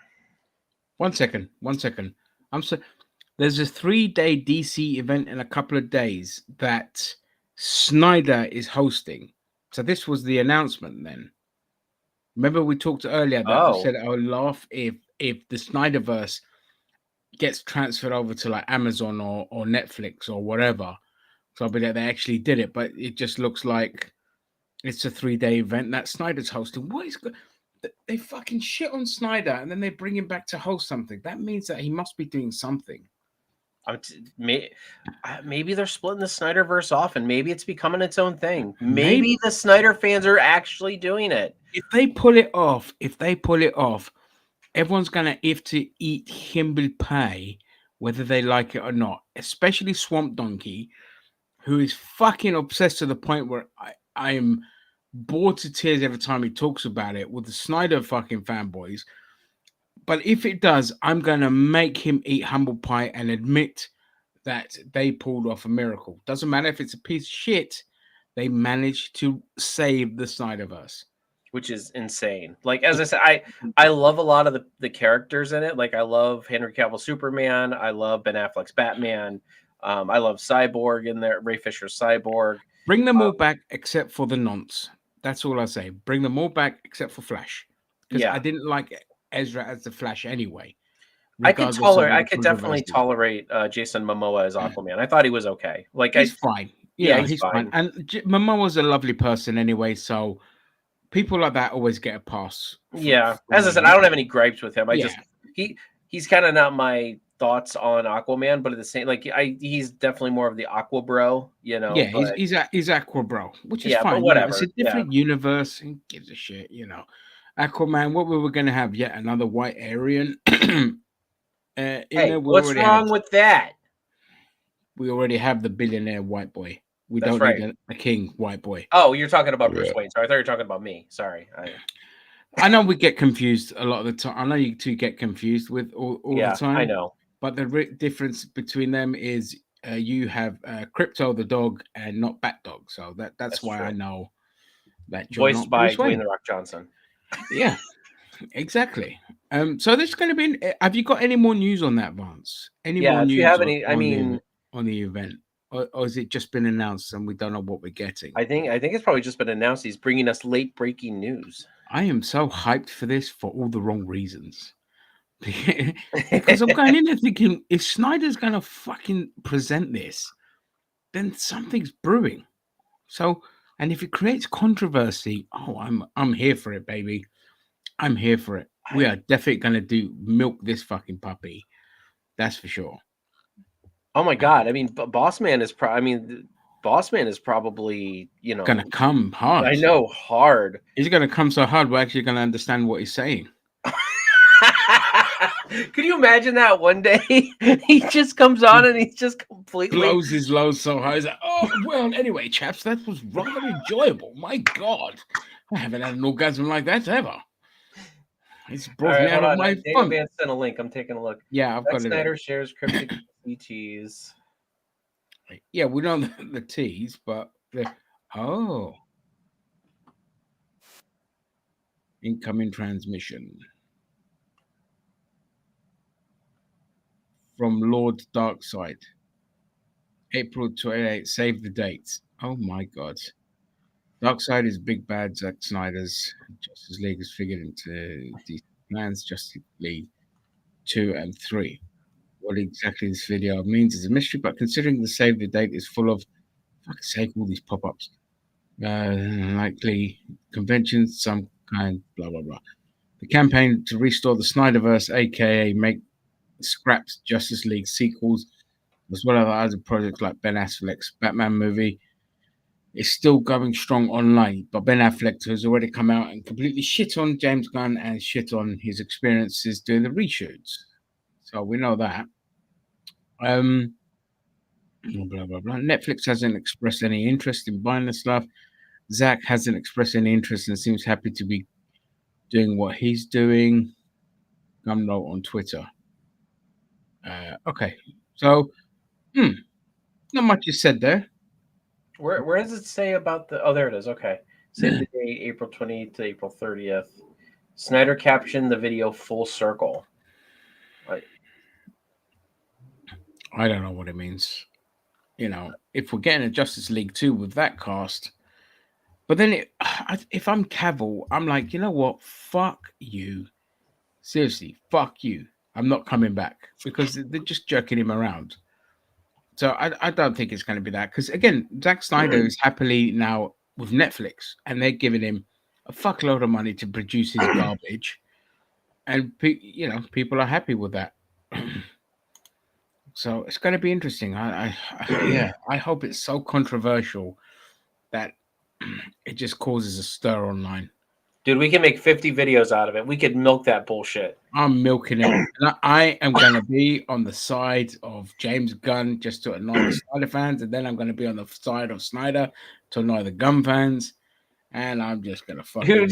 We'll make options. We'll be like, if you're a Gunn fan, click this video. If you're a Snyder fan, click this video. Yeah, if you're a Riker showing us his balls, click this video. And it's just the same fucking video every time. Yeah. Yeah, it's just Riker's balls. That's it. You're an idiot, dude. Yeah, you know what, Vance? I wouldn't be surprised if it's that. If it's just a Snyder suckfest of him commentating on his films and be like, well, here we decided that, you know what, there was way too much color, so we turned it down a bit. And have you met my dog? It's called Sepia, just like our fucking tones in our films are sepia tone. Yeah, I wouldn't put it past Snyder to be like, hey, we're gonna have live watch-alongs on the DC Universe or not app anymore, the DC Universe website where I do live commentary on all my movies for DC. Yeah, that's why it's 3 days long, is because they do like all the fucking movies and all the extended versions. Yeah, and he has to talk about them all. Not going to be Man of Steel, phony. Superman Cavill is out, 100% out. He's not coming back. So that's why I don't think it's Justice League related, unless they give Snyder something else to do, which I fucking hope not, because he sucks. Like, stop giving this man such credence. Let him fuck off to Netflix, where he belongs with their mediocre films. Like, a guy gets way too much fucking love by a bunch of deluded cunts who have never read a fucking DC comic book. They're just Zack Snyder fans. No, it's not going to be Man of Steel 2. Stop it. Man. No, you give me your cough over the digital airwaves. Sorry, dude. God damn it. It's not going to be Man. Cavill's not in it. He's working on Warhammer now. Doom might be asked to direct Doom's Clock. What's Doom's Clock? Is that the Watchmen thing? Maybe. I hope not. Jesus Christ. You know, I want an action film. I don't want to fucking sit there with 6 hours of slow-mo camera every 2 seconds. Slow-mo sex. Slow-mo sex. Just give him. Just give us 30 minutes of slow-mo sex and we'll be fine. We don't need the other 30. We don't need the other 3 hours. Yeah, Wonder Woman getting her rocks off. That's all I need. Be the best damn film ever. Gal Gadot's long-ass legs. Wrapping around your big ass head. Oh yes. Well, you know, that's how I want to die. Crushed between the thighs of a goddess. You know, isn't that every man's dream? I can't be the only one.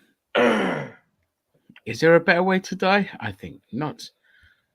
Yeah, you know, I just say with the DC universe, just fucking hit the reset button and enjoy the mediocrity that James Gunn's going to bring everyone with his stupid fucking jokes and us losing the will to live. So that was juicy. Yeah. Anyway, moving on. What's next? Anything anyone in the comments wants to talk about? If not, we can wrap this up. Dragon Ball Superhero came out this week on Blu-ray and DVD. What is that?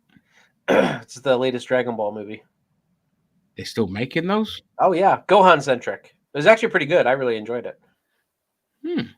No, that's good. So at least it's still giving fans something. You know, speaking of anime or manga, as we, you know, by the way, back in the day, we used to call anime manga in the UK. Yeah.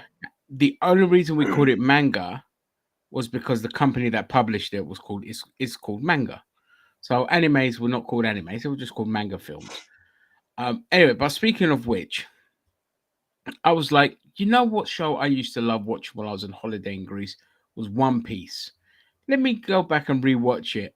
Anyway, I fucking found out a few weeks ago that there's 1,050 something episodes of it. Yeah. I'm like, where do you even fucking start with that? That is insane. Like, these people are fucking insane, man. These people are not right in the heads to do 1,000 and counting. I think it's coming to an end now.